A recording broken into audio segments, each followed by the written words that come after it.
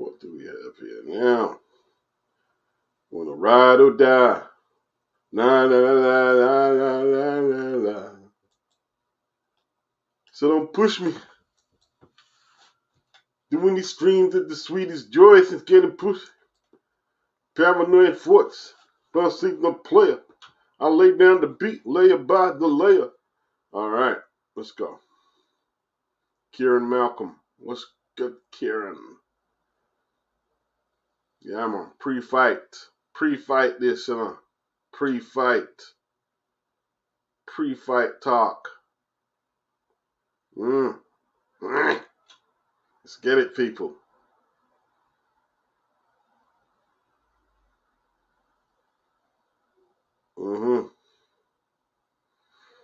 Yeah. Fury.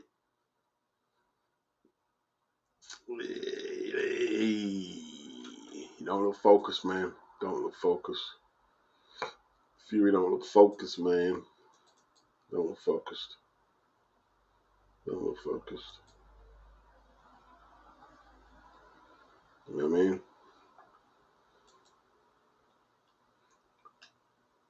The angle they're trying to sell to the public is that he's isolating himself, so, you know, him a fixing beard or nothing like that time, you know what I mean? He's just in savage mode.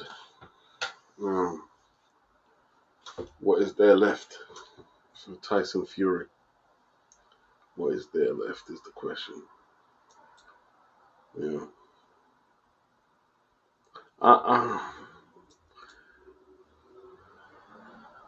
It's hard to say what this guy's doing.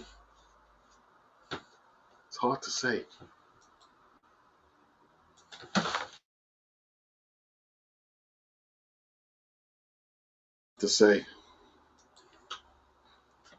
Is he resignated to defeat already?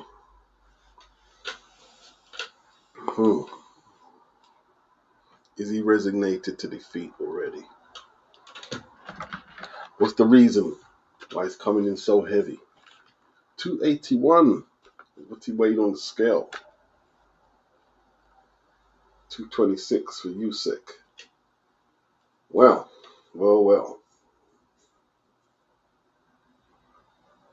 That's 20 pounds higher than his previous. 20 pounds higher. If he does try to do the guns blazing thing, you have to be looking at a gas out quickly.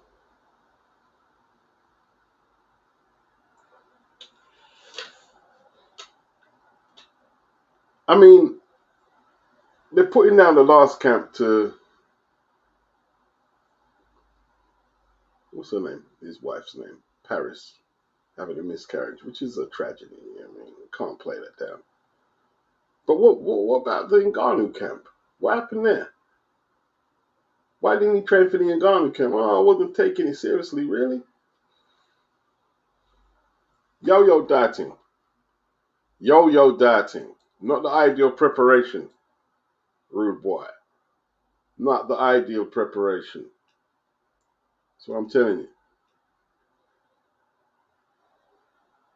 I don't know what that's all about.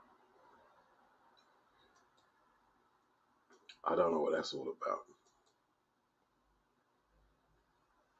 This time he cut the stare off after a couple of seconds. He left the stage, no interviews, said war. Is that supposed to be, I don't know, he's bluff, he's trying to bluff. He's trying to bluff.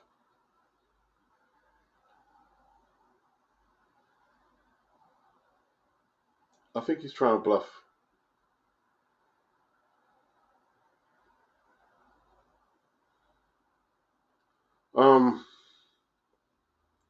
Few dodgy ones up there, man. Let me go to the box rec, man. I'm not stalling for, I'm just messing about.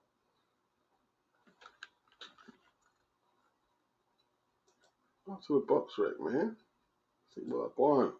There's a few things that I'm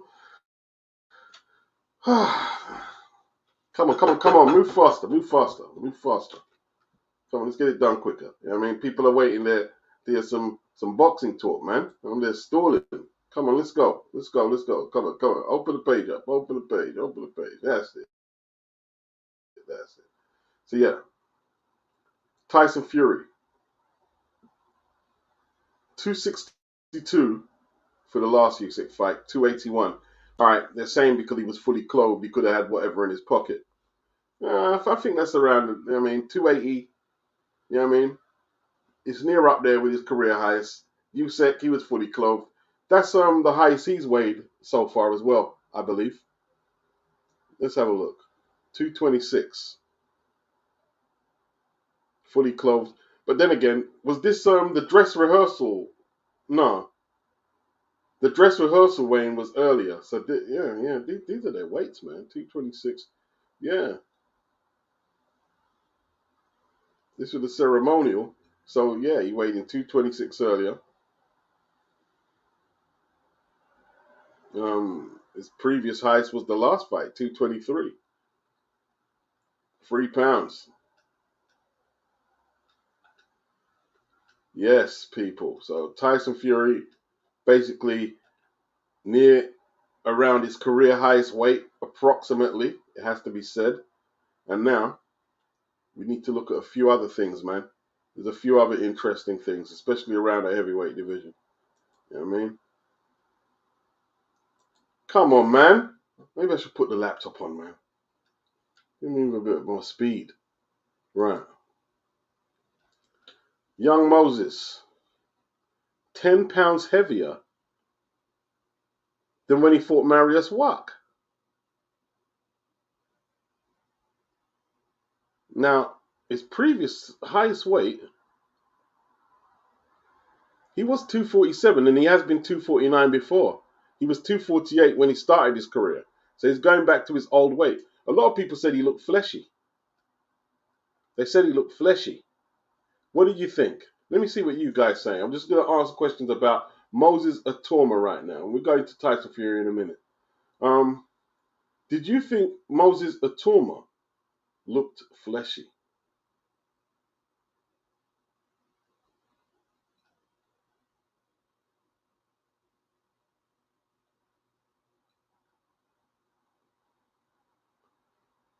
All right, I'll wait until you guys get on it, man. See if you can help me out.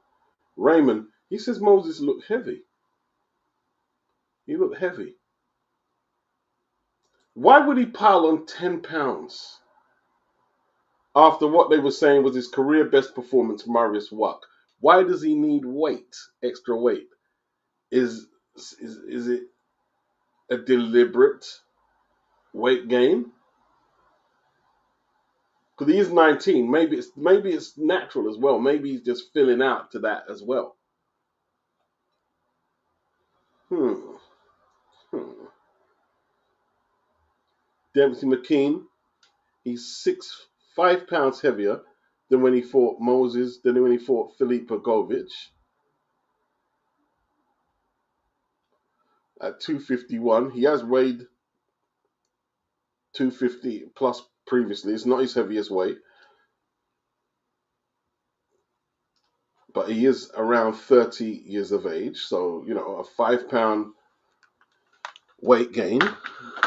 And let's, bear in mind, he hasn't been in the ring for a year and 3 months or so when he lost to Filip Bogovic.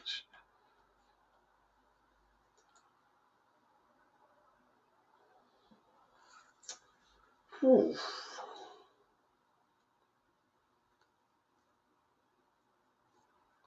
Wow. Moses almost had a pot belly, said Kieran. Raymond said Moses giving up speed for power. Giving up food for funk. Giving up food for funk. Yeah. Yeah. Let's go, people.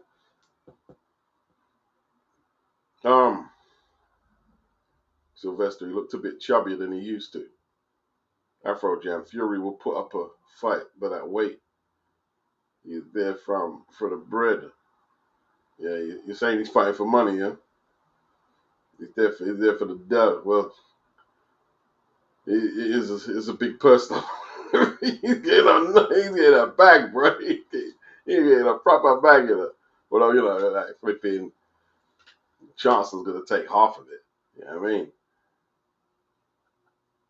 Major K. Dot. I bet Moses might have a tricky time with Dempsey's decision and be competitive in a few rounds. All right. Guzzy, Dempsey is no Maris Watt. Maybe Moses needs more power for Dempsey. Yeah, but he's putting on weight necessarily going to get him that power. If you guys are saying he's got a pot belly, remember, power is developed through timing and speed, man, not weight, really. I mean, weight does come into it. I mean, if you weigh 20 stone, you know, man, how much speed you get into your shot? I mean, it's 20 pounds. If you weigh 20 pounds, you know what I mean, soaking wet. You know what I mean? You know, all the speed and timing you want, it's not going to have no effect. But I don't know, bro. I don't know. Am I doing an end of the year awards? Don't know. I haven't thought about it yet. You know what I mean? I don't look that far ahead these days. You know, things. Life's too short. I'm just trying to enjoy myself, man. Guzzy, Dempsey is no Maris Walk. Yes, yes, indeed. He's a lot better than Maris, I'd say, at this stage anyway. Maris is a good fighter. You know what I'm saying? Like, if Moses was fighting the Marius that fought Klitschko, Lord God, you'd have some issues, bro. Because that guy could take a punch. That guy could take a punch, bro. I'm telling you. He took Vlad's killers and didn't rock, didn't sway or nothing, bro. He had a chin. Toby Bartlett, big up Toby. Afro Jam, the extra weight won't give him his man strength. Only age will bring that. Yeah, you can't be trying to get man strength at 19. Like you say, man strength is what it is. It's man strength. It's not teenage strength and go eat extra portions of food. Yeah. IFF. I think Moses is under pressure in this one. This is a lot of pressure they're putting on that kid as well. A lot of pressure, Frank. It is a lot of pressure. You know what I mean? Whew. Big up Bruce Guess. Yeah, man. Big up everybody. Poke his life says evening beats. Yeah, Moses looked like he lives with a Coley.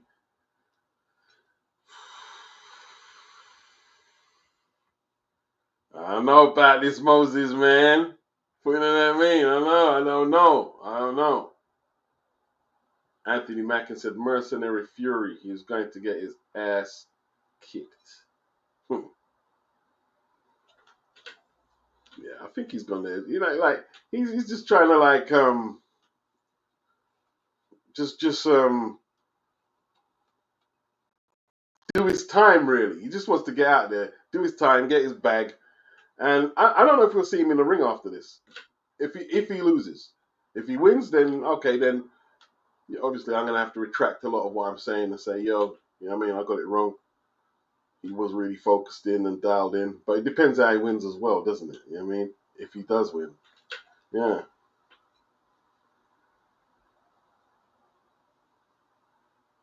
Anthony Mackin, he's not buying into the Moses Atoma hype at the moment. He needs more credible wins for me. Yeah. Afro Jam says government can't wait for Fury to return. Taxman rubbing his hands together. He better land in the Isle of Man and not touch no Heathrow. Yeah. Anthony Mackin. Dempsey looks like he still has ambition to do big things in the sport. Yeah, he's that's not a stepping stone. Like people are thinking, yeah, he's not a stepping stone, man. He's had one loss, right? Where he was on his feet to the highest ranked contender. It's not a stepping stone, bro. Let me tell you, this is a Saudi fight. This is a Saudi fight where Frank has thrown young Moses into the lion's den for content. You know what I mean? To help the Saudis build up their content. Yeah. Afro Jam. The step up way too soon. Well, we'll see. Maybe he'll do the goods, but you know, I think a lot of people are a bit uneasy seeing his weight fluctuate as such. You know what I mean? We weren't expecting that. We weren't expecting that. And then what's the other heavyweight contest?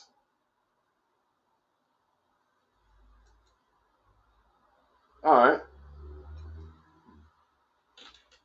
Yeah, man. Johnny, him that on schedule with him weight 241. I mean, he weighed 240 for Babbage, so he's on schedule. All right, and then Doncaster's finest drinking Yorkshire bitter. You know what I mean? All right, 250. Yeah, this is around his weight. 257, 255 for his last contest, 256 before that, and 257 for Fraser Clark. So he's at his projected weight, no doubt. But let's bear in mind, right? Jake Darnell, who he outpointed over 4 rounds, his record is 225-0. Yeah, his last 2 fights have been against fighters with losing records. Jake Darnell was 225-0, right? 225-0 and had been stopped 7 times. Yeah? His record now, Jake Darnell's record now is 234-0. 234-0. That's his record. Yeah? And Amin Busetta, I've seen him in the ring before, you know. I just can't remember where. I've seen him in the ring. Who did I see him against? It weren't Tony Yoka. I've seen him. Who did we see him in the ring against? Well, I see him in the ring against Moses. Yeah, I did. That's the guy. Yeah. Moses stopped this guy in a round, and his record is 8-17-0. So his last 2 fights have been against opponents with losing records. And the last live body he fought, Fraser Clark, he quit. Yeah? He quit after 6.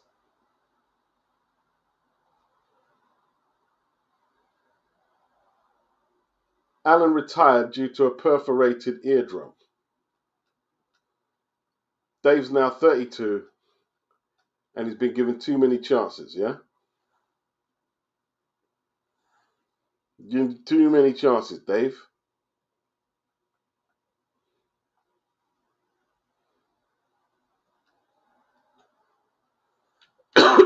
Any upsets in that one, or do you think Johnny Fisher is going to do the business? I've got Romford Boscher doing the job, innit? You know what I'm saying?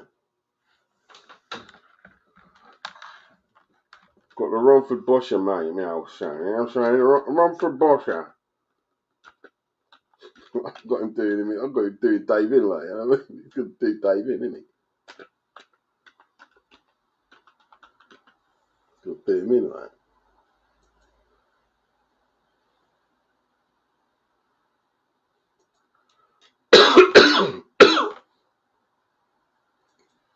Yes, Boxing Lounge. He said Mike Tyson had man strength at a teenager. Some comments I didn't read out.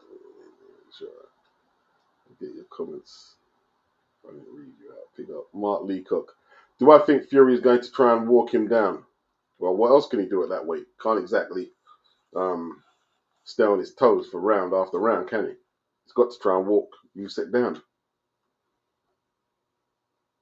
Susan M. never thought Fury would win, and now she's even more convinced he loses. Cesard beats. What's your prediction for the main fight? I've gave that on a few hangouts now. Team Hackett, he ain't outboxing him. He has to go on the offensive. Yeah, both were wearing their regular street clothes, Kieran. Yeah. Mm-hmm. Yes, indeed.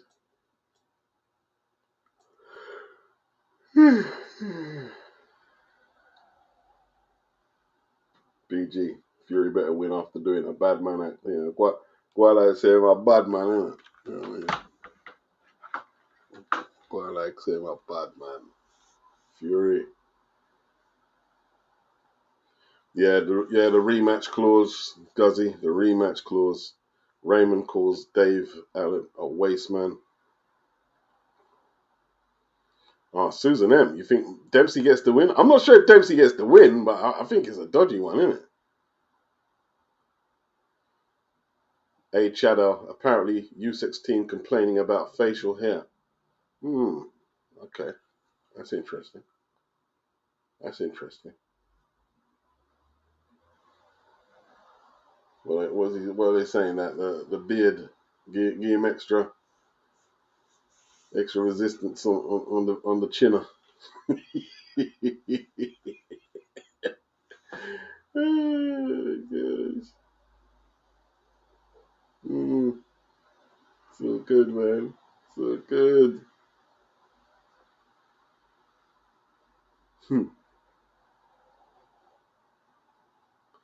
Anthony Mackin, if McKean beat Hrgovic, we would be talking about McKean versus Dubois. Yeah, that's very true. Big up, Dr. Wu Doc. Hey, Chahal, big up. Karma said, for content, not for content. Yeah, you've got to fill out the card, man. Got to fill out the card. That's what it is. You know what I mean? Got to fill out the card, man. So it's not like Frank doesn't see Dempsey McKean as a stepping stone. He doesn't. He doesn't. He sees it as content for the card, because you can't put no real crap out there. Although you mean they're saying that. Why couldn't Moses get Dave Allen? If he goes get, I'd say okay, Dave Allen's ready to be a stepping stone for Moses. Yeah. The Aussie kid's only lost once. He's only lost once. He's only lost once, man. One fight. Yeah, man. One fight he's lost, man. Has the Wayne changed anyone's predictions? I think he's shaken, you know something, a Chahal. I think the Wayne has shaken a few people up. Like, Tyson coming that much heavier? Like, okay, you came in 162 for the first, well, come in 172. Nah, like, how much weight do you need to be effective? How much of a weight, like, they keep, oh yeah, bulk up the weight so you can pressure Usyk. The last time out at 272, you outweighed him by 50 pounds. So, if the theory is that you're going to be more effective at 270, it's like, well, I don't buy that. Who comes up with these theories? If you can't bully someone with a 50-pound weight advantage, you're not going to do any better at 270. You're not. It was like when Zhang beat up Joe Joyce for the first time. And then even Frank Warren was saying, I was like, I can't believe what I'm hearing. I was asking people, can you hear how absurd this sounds, right? Joyce came in 18 stone for the first fight. And there were people saying, that's light. Listen, 18 stones is not light. It's not light, right? And it's not like he's a cruiserweight or the other weight classes where you have to weigh in a certain limit. You can weigh in whatever you want. He chose to weigh in 18 stone because he and his team were comfortable at 18 stone. And the whole theory that he got beaten up like that in the first fight against Zhang, that it was weight, was ridiculous. Didn't make sense. And he got knocked out in the second one when he weighed in heavier. He got beaten even worse because he was just a sitting target. Hey, listen, Fury better mind, man. Like, you see that slow shit you got there? A left hook is waiting to put you over. Put you over, right? When your slow ass can't get them big arms up, that big right arm up to protect that hook. Bang! Just like the MMA fighter put him over. Just like the MMA fighter put him over.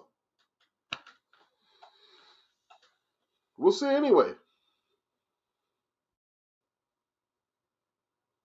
Sylvester, I think Alan looked more confident than I anticipated. I actually think he's pretty prepared for this one. I think he is. Yeah, yeah. Guzzy, I can see another Babbage repeat for Fisher.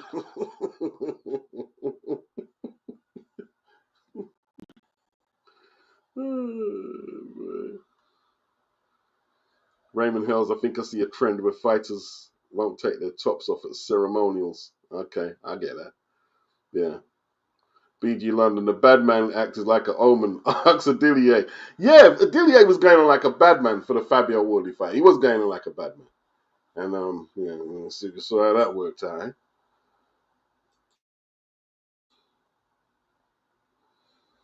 Wow. Oh, Chris, you want a link? The link is here then. The link all right, where do you want the link? Where do you want the link? Let me get you a link. What's that? Oh, flipping on. Messages, yeah. Okay. All right. Here's a link there, Chris. Here's a link there.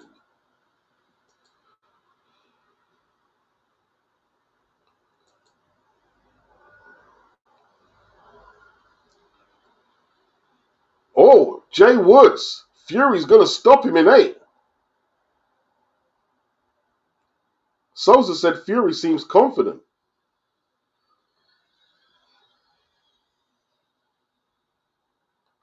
Okay, Stuart the boss. Okay, so a late surge of opinions that Fury's going to win it. Stuart thinks that Usyk is going to get a decision. So if Fury don't get Usyk out of there in 6, he's going to get gassed and get knocked out unless he's on the juice. Okay. Afro Jam, if Fury don't KO Usyk earlier in the fight, he will end up like Zhang in the later rounds. Case K, what's up? What's up? Dr. Wood what's up? Usyk will pot shot from distance until Fury ties and becomes a sitting duck. Fury gets stopped in the championship rounds. IFF, if Moses knocks McLean out, put him in with Fabio Wardley next. Fabio's got that Cuban pedo next, isn't it? Yeah. Guzzy, I got a feeling the ref will rob Usyk if it goes to points. You mean the judges? The judges will rob him, yeah? Okay. It's all good. It's all good, people. I'm going to try and rob him, yeah? We're going to try and rob him. Robbing old folks and making a dash.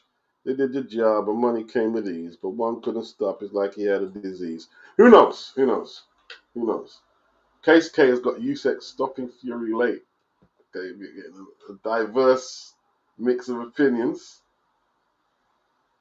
Fabio and Moses both trained by Ben Davison. Yeah, one of them would have to go to a coach outside Ben, innit? PSK. Yeah, yeah. It's all good, man. That's what we want to see anyway. We want to see fighters in proper fights. You know what I'm saying? Like, I don't see why the prospects are so protected anyway. You know what I mean? We're going to give you learning fights. Yeah, learning fights. Yeah, your prospects going around there saying that he's the flipping, the DOG's BOLCKs. You know what I mean? Once you start doing that, all that, that learning crap, it goes out the window. Once you start saying you're all that, you need to push you in hard. Pause. AM, the ref needs to stay out of it. Who is the referee? PSK Saudis are very pro Fury, which is concerning. The Fury versus AJ bag is too big to pass up. Fury has to stop him, unless he gets multiple knocks down and dominates Fury. Yeah, but didn't you what Turkey said? See, this is the thing, PSK. What I'm noticing now, and I'm not just coming at you, a lot of you have selective hearing, and that does include your comment. Very selective hearing. In one part of what you're saying the Saudis are very pro Fury, yeah, but Usyk got the decision in the first fight.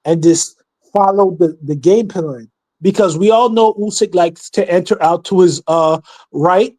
Right. So Fury's left, so he can get away from the straight right hand or any Yeah. uppercuts. Be, Yeah. because if you go out from your right, the only thing that person can do is throw a left hook, but due to how fast he is, he's going to get dip under it and he's going to get to the center of the ring. So if I'm Fury, I'm trying to double up the jab. I'm going to try to jab to the right or hook off the jab to keep him centered for that uppercut.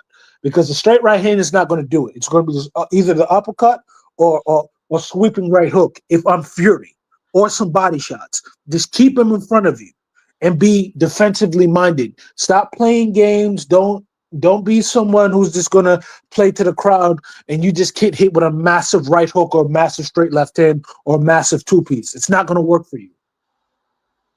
Ultimately, the fight tomorrow is going to come down to who holds the best shot.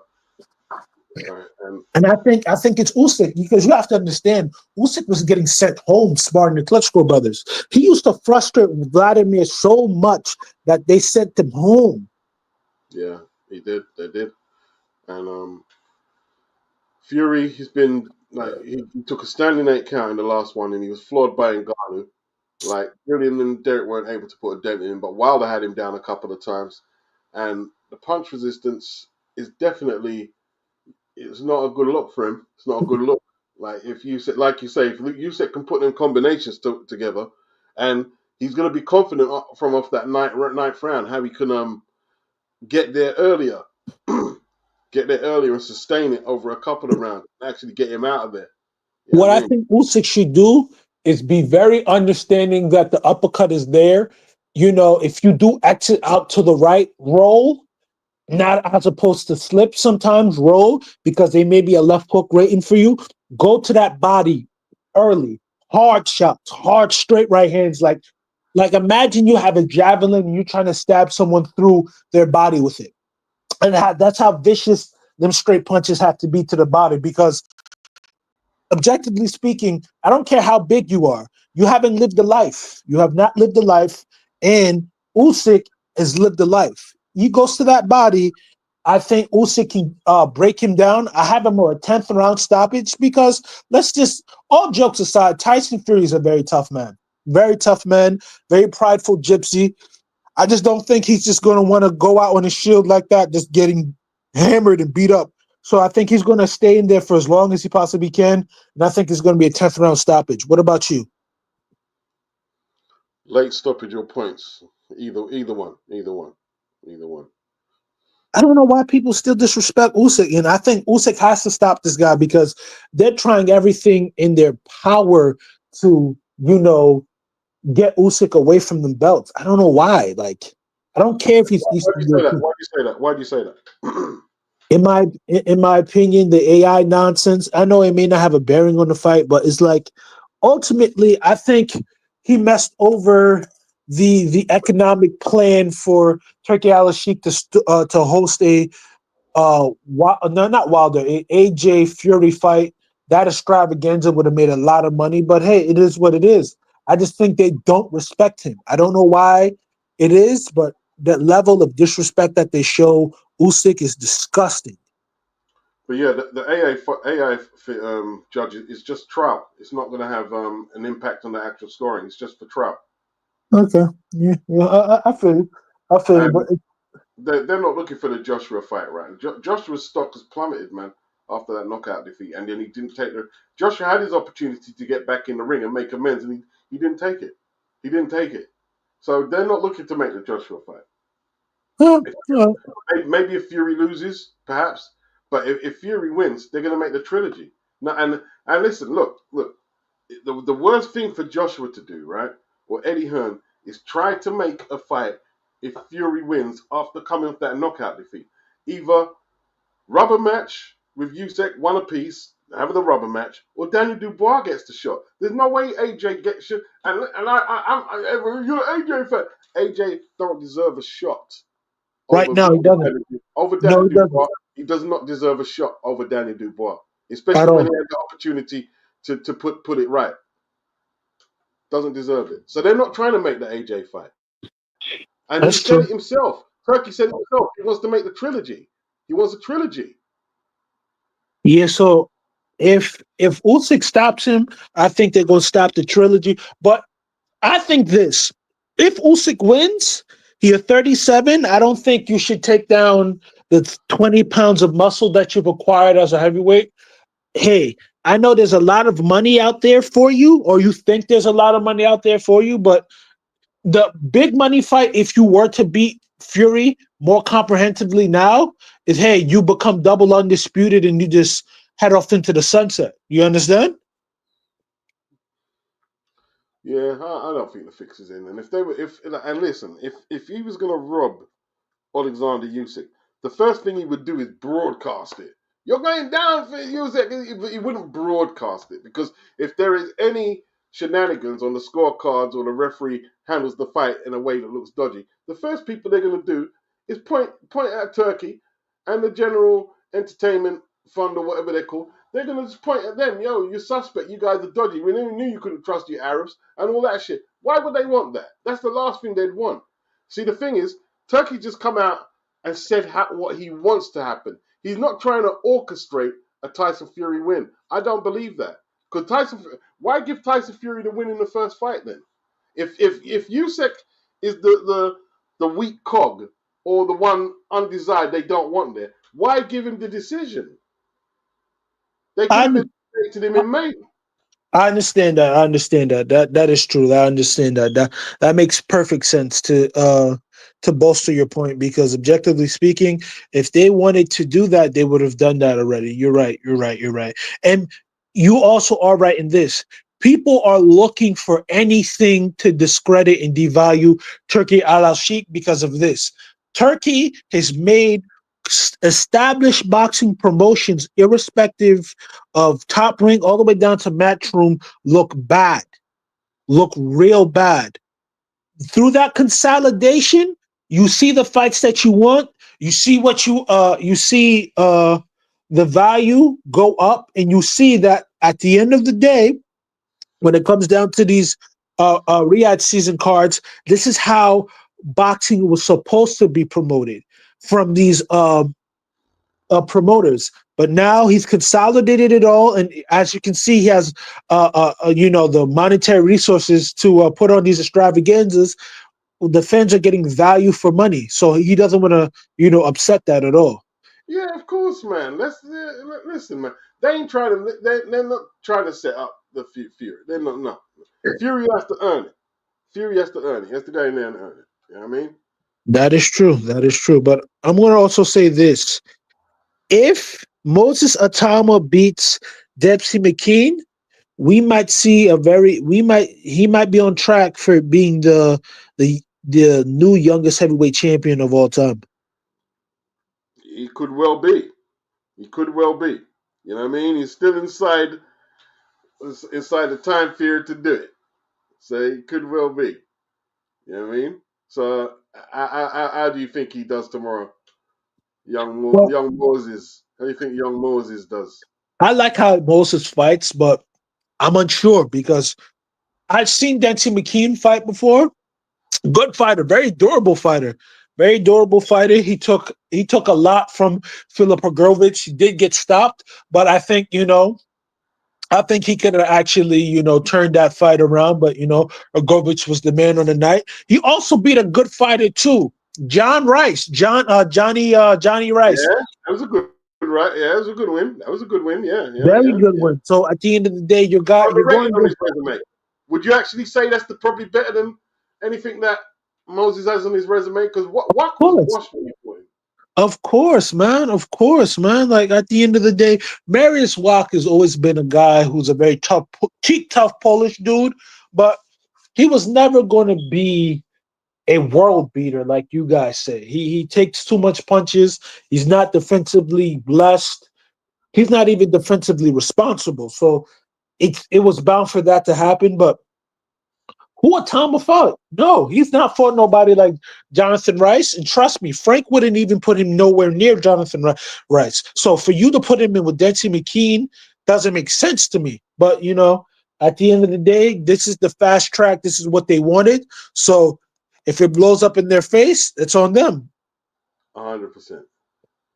Now, Dave Allen blows hot and cold, but Johnny Fisher, for real, I don't see anything special about him. He's a very basic fighter. So, if Johnny's not careful, one of them looping overhand rights might catch him on the side of his chin or side of his head. And, it might get very dark for him if Dave Allen really wants to put his mind to it. Because Dave Allen's been given chance upon chance upon chance. Even high quality fighters who are a lot better than Dave Allen haven't gotten chances like that. So, if Dave Allen comes in and he shows ambition, this could be a very tough fight. But hey, I don't know about But Dave Allen, but you're like you not said, sure about Dave Allen, no? No, I'm not. I was listening. I was listening to you. I was listening to you. yeah, I'm not sure about Dave Allen. So I got Johnny Fisher. Oh, you got Johnny Fisher? Yeah, I got Johnny Fisher. If Dave can get to his body, which I think he can, I don't think Johnny knows how to hide his body. And I think if he can get to his body and then double up the jab, overhand right, is Johnny Fisher a better defensive fighter than Fraser Clark? Because I think Fraser has a better jab. I Fraser's just got a good jab. I think Frazier has a good job. I just think in his last fight, he fought a guy who was the supremely violent and very, very quick. Just violent and quick, and really he just has a dark streak to him. Fabio Wardley, like at one point in time, Fabio Wardley used to be considered slick. You remember the Simon Vallily fight during, the COVID times and everything, he looked very slick and sleek in there. But Okay. after a certain point in time, Fabio got in tougher fights, the Nathan Gorman fights and what have you, and he had to show toughness and he had to show a level of viciousness and spite. So Yeah. I just think Fabio has just been, I don't know. There's certain people who are just violent fighters. You have your Nigel Benns of the world. You just have people who are just vicious, and Yeah. he's one of them. So I just think anyone else, I think Frazier Clark does well, and I think Frazier Clark has enough defense and enough offense to protect himself. He just came up against a guy who wanted it more and was willing to go through hell on earth to get it. Because you know what I think, Chris?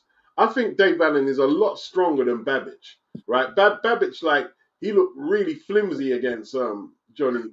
Not Johnny, yeah, John. Because Johnny, Babbage isn't a proper heavyweight, right? I think Dave's a bigger lump. I think he's going to be harder to Beach, I'll be right there. yeah. I think Dave's a lot sturdier and probably better defensive than Babbage. I think he might slip and block a few more punches. And then if he can get Johnny into some exchanges, then it could be interesting. I think Fisher's got to be the favorite, right? But I remember Dave Allen switching out Nick Webb's lights with that overhand right, man. Yeah, he put him straight to Yeah, sleep. yeah, yeah, yeah, yeah, yeah, yeah. So at the end of the day, that could happen if Dave Allen is on form. But Boachuk is fighting Ishmael Davis. Yeah, yeah, yeah, he is. Hey, this might actually Ishmael Davis might actually win this fight because of this.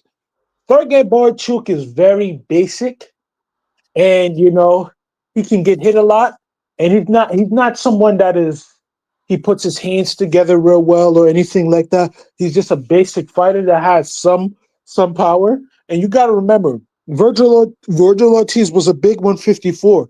He's not a big a big 147. He's not a big 154.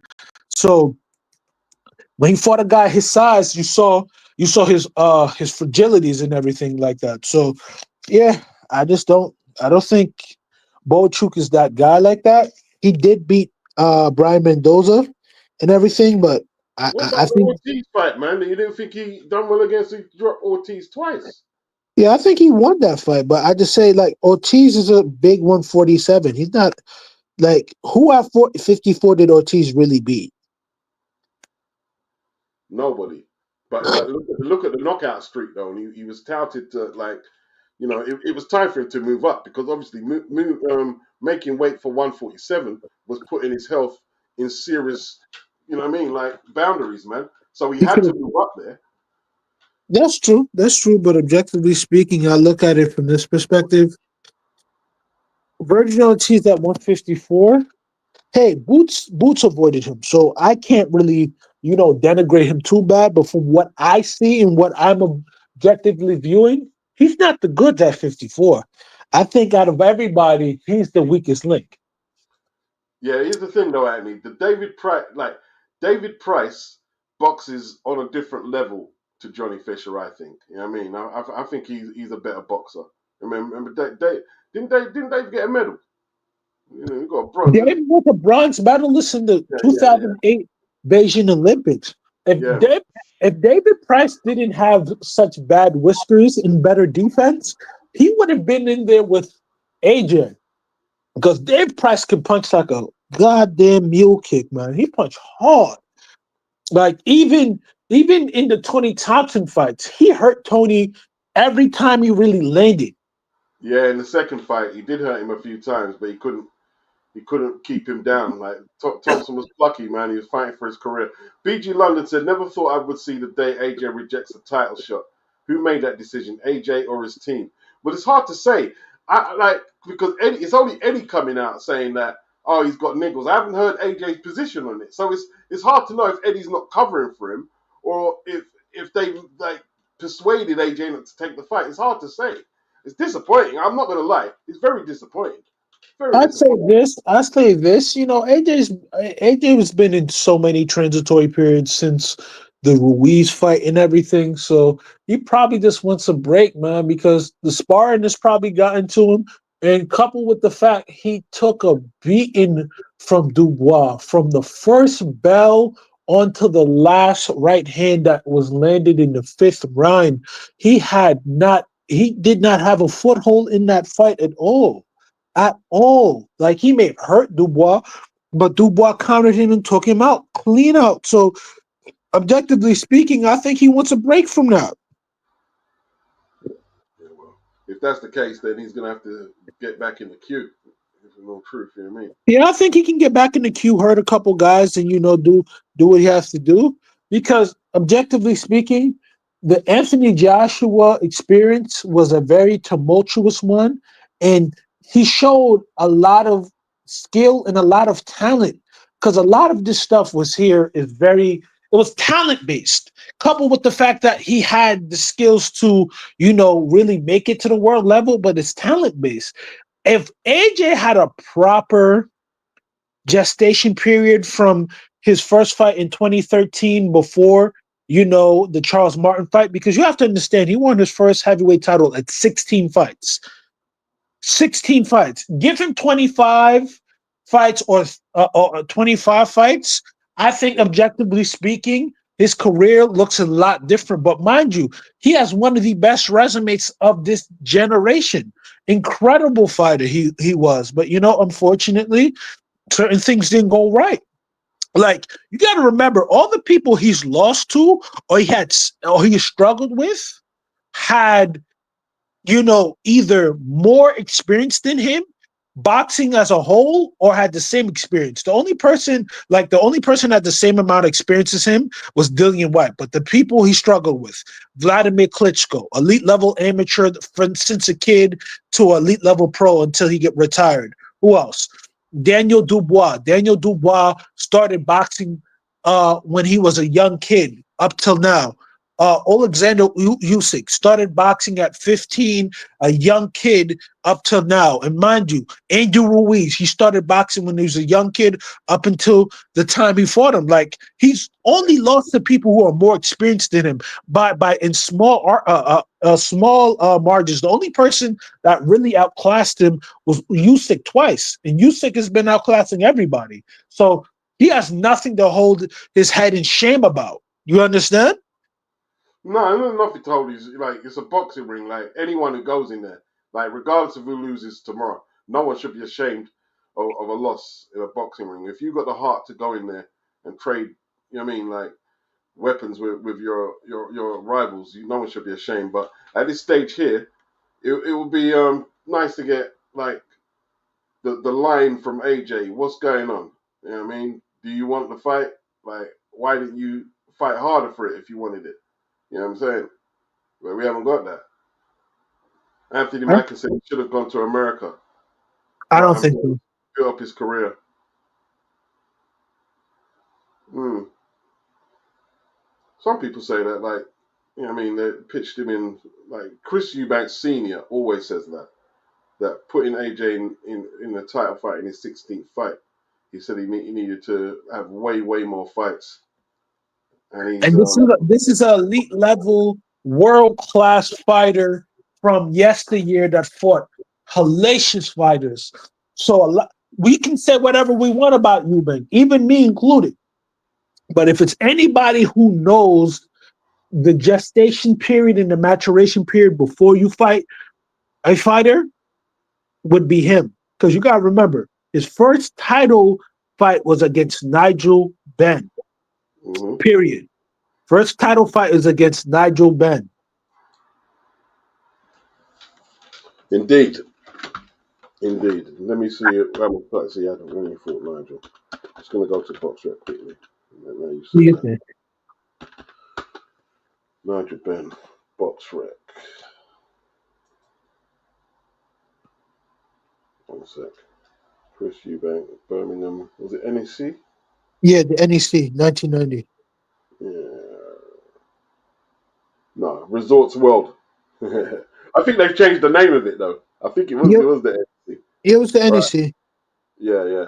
Yeah. Chris had 24 fights when he had his first title fight. He had 24, so that's 8 more than AJ.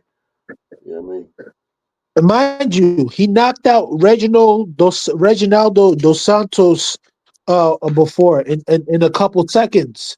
Mind you, right? Yeah. Yeah, he did. Yeah, man. You know who was in the crowd that day? It was actually Michael Nunn.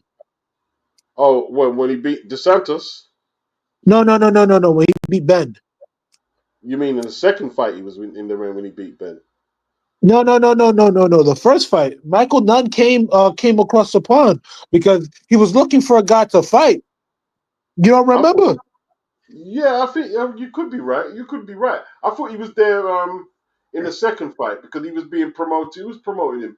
Don King was promoting him, right? He was there. Yeah, He was there for both. I think he and probably was there for both.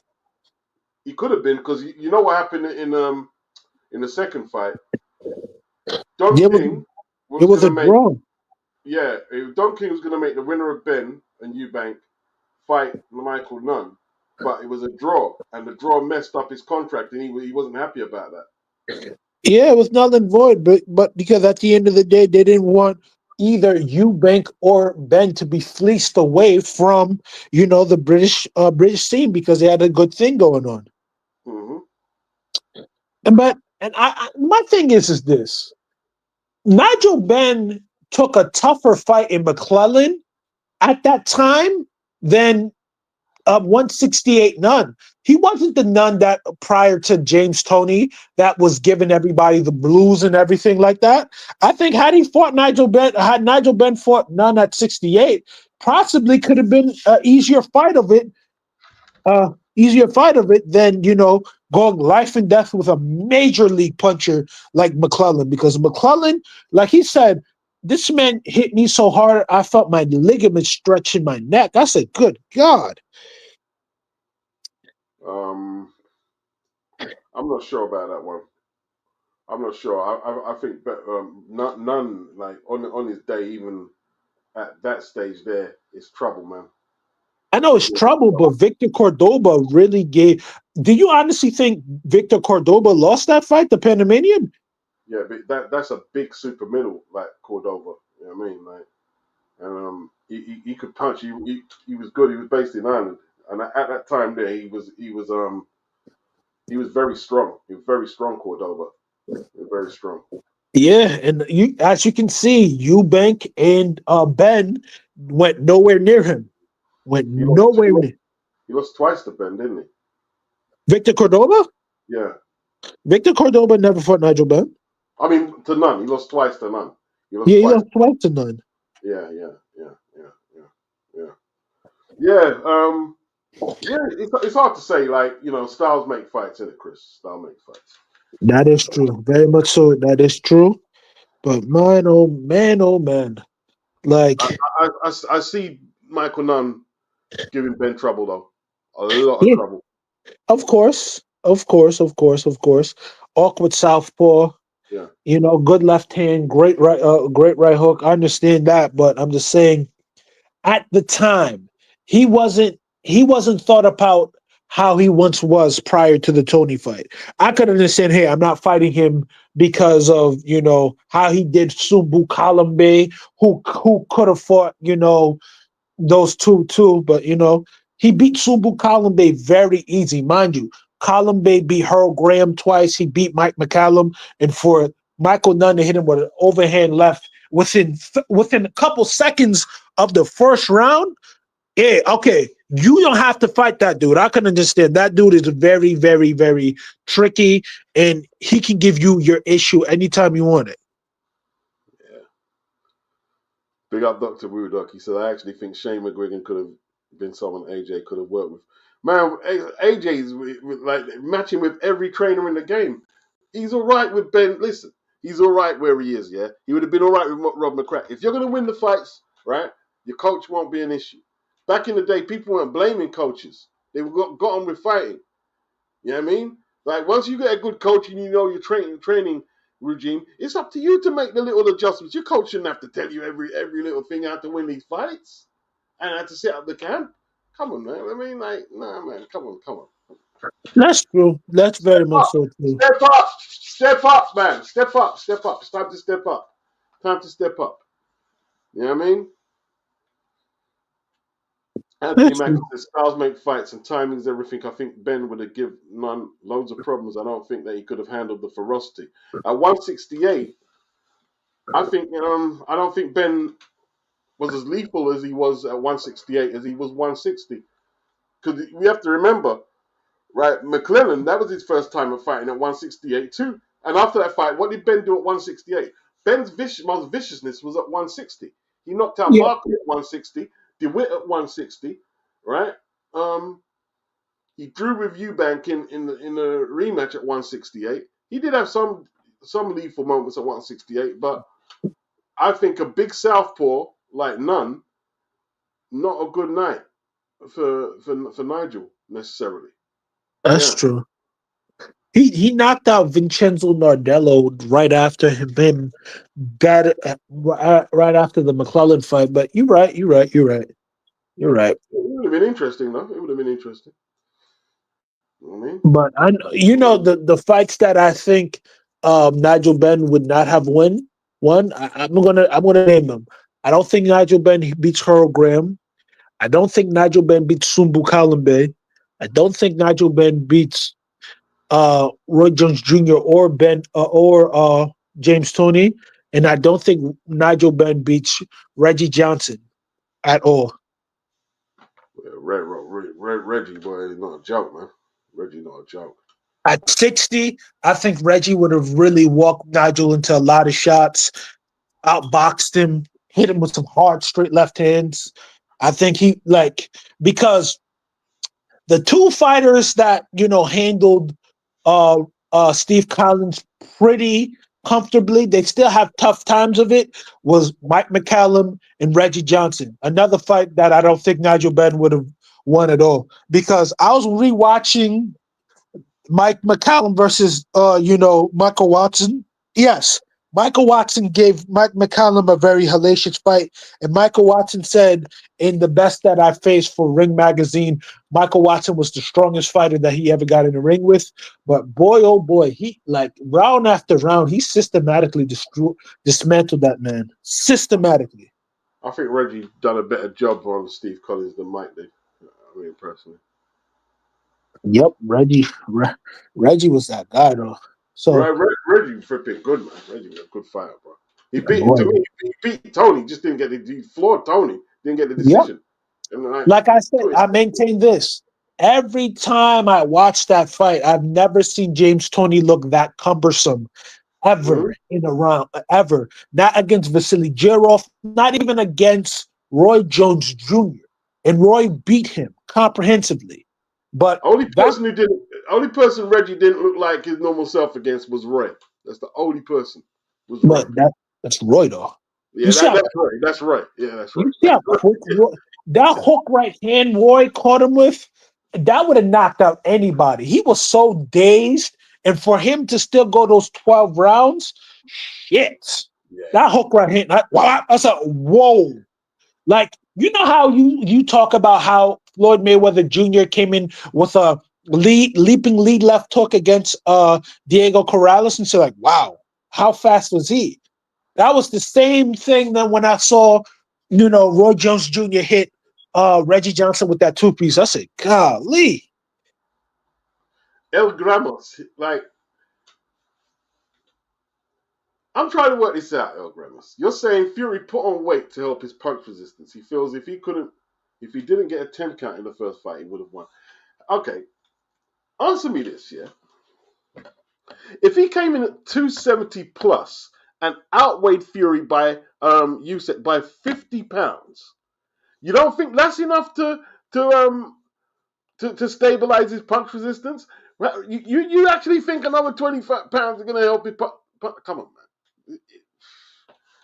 If you have a 20 pound, if you're trying to like get weight to be your advantage, and you have 50 pounds on someone, and then the fight finishes and you loses, oh, I need to put on more weight. Dude, you had a 50-pound weight advantage.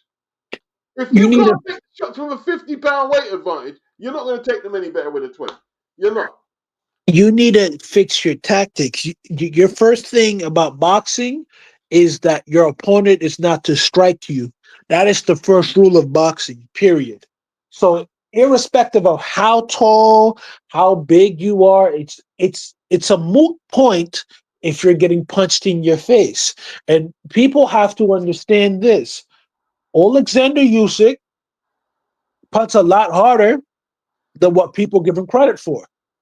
Period. From cruiserweight all the way up to heavyweight, everyone he's really sat down and hit, he is hurt. He's hurt Derek Chisora. He stopped Chaz Witherspoon. Yeah. Who else? He's hurt Anthony Joshua multiple times throughout both of those fights. He stopped Daniel Dubois, something that Big Baby couldn't do, and something that Anthony Joshua couldn't do, and something that Philip Hergovich couldn't do. Mind you, Hergovich hit him with right hand upon right hand upon right hand upon right hand. So say whatever you want about Usyk. Walk in on Usyk. See what happens. You're gonna get hit with one of them straight 1-2s, straight left hands, overhand lefts or right hooks, and you're gonna get hurt. Okay? Indeed, indeed, indeed. I agree. I agree. You know what I mean, man? People think, man, you're just going to walk down. You know what I mean? Usyk. It's not that easy, man. Not that easy. He's a boxer puncher, and mind you, Usyk had to adopt his style in the heavyweight division because at the end of the day, he's the smaller man. He has to go get his food. When back in the cruiserweight time, he can just box, move around, step around. Because if you watch the Murat Garcia fight, jab, uppercut, jab, straight left hand, jab, overhand right, or no, jab, overhand left, like he was piecing people up, piecing people up. Mind you, he also showed that he had wrinkles in his game. I always bring up the Thabiso Machunu fight. He's been outboxed before. Also in the Bellew fight, he was being outboxed before. So he knows how to stick to a game plan. He knows how to walk people down. He knows how to do everything in the ring. Because you know what you say, Beach? You have to fight the fights. Yeah. You have he fought the fights. People don't give him the credit he deserves, and when it's gone, you're going to keep seeing mediocre fighter upon mediocre fighter upon mediocre fighter because they don't do it the way that they're supposed to do it, like how the old school did it. Wow, man.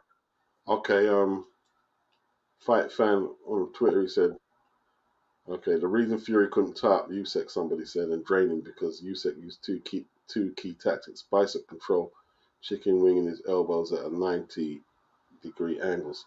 And Danny from Fight Family said also because Usyk is well versed in the martial arts called Sambo, which Yeah, is the same. Soviet, That's which the is same. the. Sorry, let me read this out, Chris, and you can give your take. Yeah, these are. Well, Sambo, which is the Soviet Union style of wrestling, which goes back to the 1920s. Okay, yeah. I was going to say that. Yeah, it's a type of wrestling. I think that incorporates judo. They understand one thing about the Soviets, and one thing about them.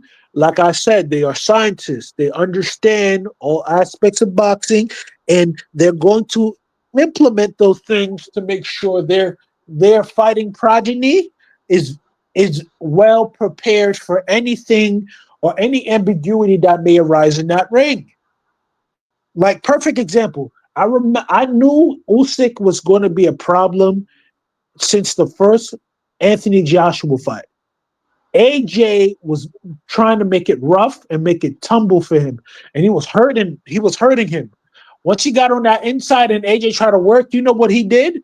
He hugged AJ so hard.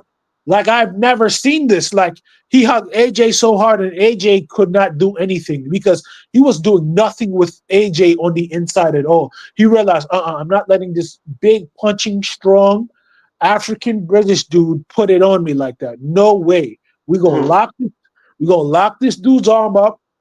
We're gonna get back to a safe distance, and we're gonna operate from where we want to operate. I'm telling you, he's not what y'all think he is. Is that David Allen's belly, or has that been doctored? That picture. Tell me that's I been don't, doctored. I Can don't anyone? know. Can anyone? Oh no. What this again? Right, how do I get back out? Right. I don't know. I don't know about that picture.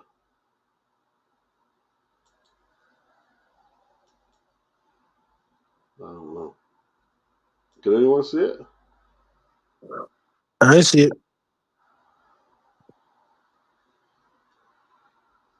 Yo, who's Jayo Pataya fighting? Why is that like? Who are they finding this? Who are they finding to for him to fight? Because isn't this guy like 6'2"? Yeah, Naika, I think his name is Naika. Naika 6'6", 200 pound dude. Mind you, like it's usually hit or miss with the cruiserweights from the Oceania side of things. They can either be like Opataya or guys who are just they're good for the gene pool that they're fighting. But my God, that like he fought Jordan Thompson. I think Thompson was 6'5". Big, strong cruiserweight that moved up to heavyweight. Mind you, like he's been fighting some really giant cruiserweights, man. Like I don't know why they can't get him them fights because objectively speaking, I think the Gilberto Ramirez fight, it's actually a good fight for both because how Zerto dismantled CBS really, really, really impressed me because I didn't think he was going to do all that, but that's what happens when you duck because objectively speaking, he didn't have to duck him just to fight a guy that would beat him up like that. Right. Sorry about that, Chris. I was just trying to fix up the screen. You know what I mean? It No kind of problem, no problem, no problem, left, no problem. left me a bit baffled. Like, Copin 09, he says, just tuning in, guys. Looks like I missed a lot. Yeah, we've been talking. Is the Fury demeanor real? Like he's trying to put it on like he's mean, moody, and you're not the social animal. No jokes, no clowning around, no showboating, just straight up straightener. He even come in there like in regular street clothes, not in a tracksuit. You are what you are consistently done. At the end of the day, Usyk has been consistently professional. He doesn't play games. He speaks Ukrainian, so we don't even know what he's saying. We don't know what he means, but it sounds good to him. And objectively speaking, Usyk is always been professional, so he sees right through it. So like I give you an example. Isan, you know, reposted their weigh-in. No, their face-off prior to their weigh-in, right? You remember how he was looking at him, and they were looking at him for 10 minutes, and Yeah, yeah, yeah. something about Fury he cracked. He something about Fury he cracked, and Fury started getting into his belligerent, antics. And as cool as everything, you know what Usyk said? I will not leave you alone. Yeah, Don't be yeah. afraid. I will not leave you alone. And mind you, he didn't leave him alone. So one thing about Usyk is going to be consistent. And the inconsistencies of Tyson Fury have come to bite him in the behind, because when you are somebody who is always very clowny, and you're not someone of, let's just really call it what it is, you're not someone of honor, or someone that can be really trusted.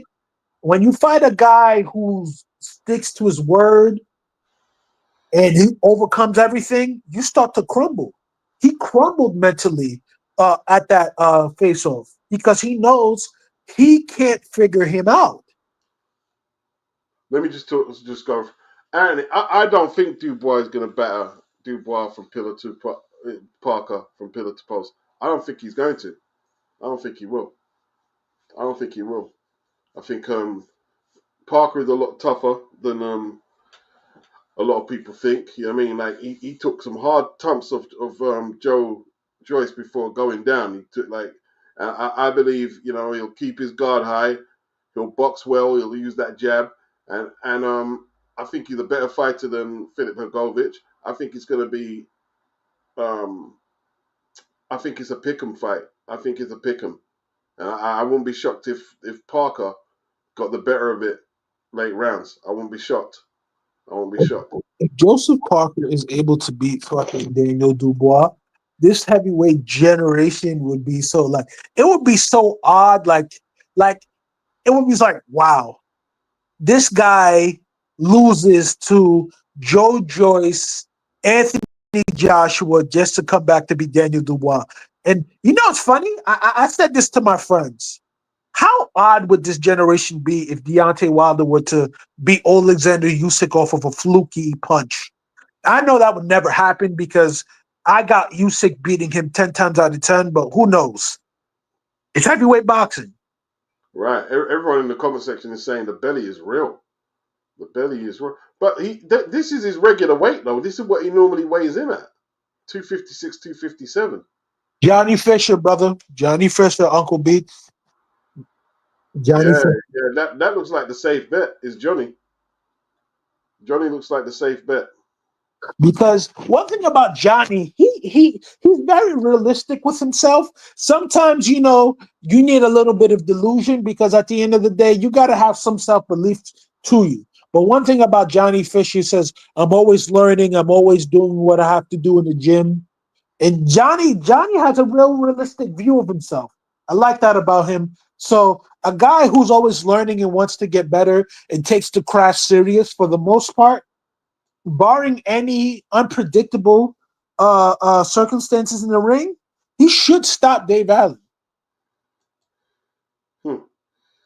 He should do, really. I mean, if he's not stopping Dave Allen, then, what I mean, like, all the Boscher hype, I mean, they're just gonna. I'm just gonna say they're gonna look at him as a bit of a white hope. I mean, let's keep it real. That's what they're gonna look Okay, but we could also say, did Dillian White stop Dave Allen? at. Nah, So okay, so we can't always say that was that. years back. It's years back, isn't it?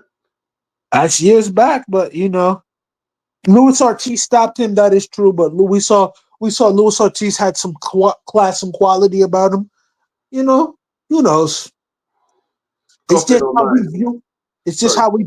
Sorry about sorry, that. sorry, bro. Coppin on nine. Big up Coppin. He says that Mac, and he says Dubois on a good run, but he's very beatable and still has that quit in him, bro. Ooh, ooh, ooh, ooh, ooh. Wow. Okay, Cold Crush. Big up Cold Crush. Ultramagnetic MCs in the building. He says, before that timber, Luke Partridge Fury is carrying. If he doesn't stop Usyk before 8 rounds, he won't make it to the end. Yeah. Or if he does, like, he's going to be, like, such damage goods from the punishment he's going to take. Toro TV. Self-belief isn't delusional for the fighters who do the preparation and have proper expectations of what they can do because they train hard. Yes, indeed. Yes, indeed. Yes, indeed. True indeed. Yeah. Good point. Good point. Can't argue with that one. Can't argue with that one at all. All right. Anthony Mackin is adamant that Dubois is going to have his way with Joe Parker. Okay. Wow, look at Dave's belly. All right. Turkey says winner stays on. Winner stays on with his excellency. Okay. And that's how it's supposed to be. The elite level fighters, they don't got to worry about that because they're elite level fighters. But, winner stays on. That's how it really is supposed to be. If winner stays on, I think PBC would have been in a better position because now, okay, cool. You want these big fights? You got to fight this guy. You got to fight this guy. Otherwise, you can't get in this money. And if you're in a fight that we deem you to be beating that guy, and you lose or you have a bad time with that guy, we offload you. Yeah, man.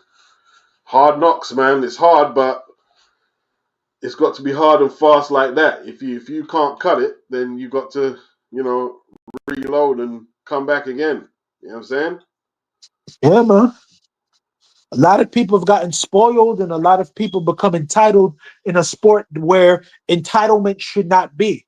These people are fighting for their lives. Like, imagine if Sugar Ray Robinson, he's done it. He's done some entitled type stuff, like ducking Charlie Burley and everything, and doing certain things to mess over promoters, But imagine Sugar Ray Robinson saying, "Hey, I won't fight Tommy Bell for this title because I think I'm better than Tommy Bell." No, that doesn't work. You have to fight the fights to get to where you need to get to. You understand? Yeah. Tommy Bell, that's who he beat for the welterweight title, I believe. Yes, he did. You know what I mean? Yeah. Bell gave him a tough fight as well, but I haven't seen it, but I've read I accounts of think it. I think I read that Tommy Bell dropped him with a hook or something like that. Yeah, he could have. Yeah, I think you're right. I think you're right.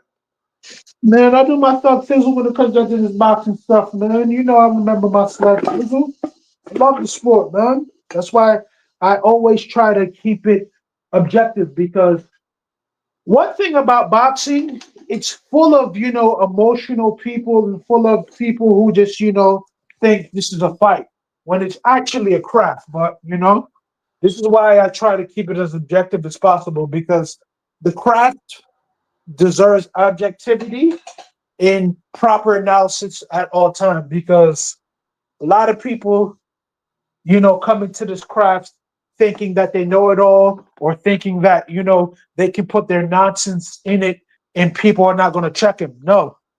Boxing needs, vanguards and gatekeepers that really respect the sport and respect the athletes that respect the sport, that respect the game. You understand? All right. AM says Israel Mazamov also good at jiu-jitsu. Okay, yeah. So that's where a lot of these Eastern Europeans are getting a lot of Grappling. their pluck and their toughness. They're doing other martial arts, aren't they? Like grappling and other martial arts. You know what I mean? Although their foundations in boxing are very solid, obviously. You know what I mean? Why do you Yeah. think a lot of those guys are strong? A lot of those guys are able to, you know, they hit guys a lot harder than how other guys who just simply box. You Like understand? Vitaly Klitschko used to do kickboxing as well. Yeah, Vitaly was a very accomplished kickboxer too. Yeah, he was knocked out by that British guy. What's his name again? Pele Reed. Yeah, Pele Reed knocked him out. Yeah. Pele Reed knocked him out. Yeah, but a shin to chin versus a fist to chin is completely different. Yeah, very true. Because he wasn't really flawed as a pro, was he? Like Vitaly. Lennox mashed up his face, though. Lennox mashed up his face. Yeah, he did. Man, one thing about the old school fighters, man, they knew the tricks of the trade. And that's how you only learned that by an old school teacher, whether it be Emmanuel Stewart, Eddie Futch, Pepe Correa, whatever, whomever. The tricks of the trade, that's what a lot of people have lost. And why do you think the old folks or the older gentlemen say, like, you guys couldn't survive in our era? I don't care how athletic you are, you don't have the tricks of the trade. Raymond Hells is asking, do we think we're boosting Triple D? That wasn't the worst AJ. That was the worst AJ has boxed. Whose fault was that? That's AJ's fault. Yeah. Yeah, you know why? Who made him box like that? Daniel Dubois' jab. He came straight out, put that jab on him, put that right hand on him, put them combinations on him, and he did what a young man was supposed to do. Let's not do that. That's not fair to him. And mind you, he's had history with AJ before in the ring. Case is wrestling and grappling is really popular in Eastern Europe, and yeah, that's a good point, man. Like I've been looking at what is making these Eastern Europeans so successful right now. What edge do they have? What edge do they have? Okay. Like when you see a 6'3", 220-pound dude not being pushed around, they must know something. You understand? Yeah, because Tyson's got a 55, no, 40, 55-pound weight advantage, yeah? 281 to 226, 51-pound, 55-pound weight advantage. Yeah. So, like, and that is going to help him take punches better or enable him to bully Usyk. Which one? Both? You got knocked down by Nevin Pikich, a small punching heavyweight.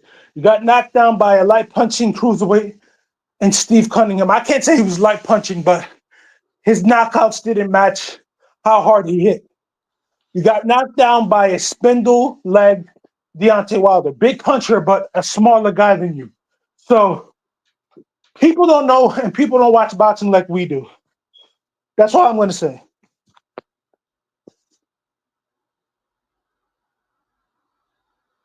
Yeah, man. 100%. 100%. Very interesting. Very interesting.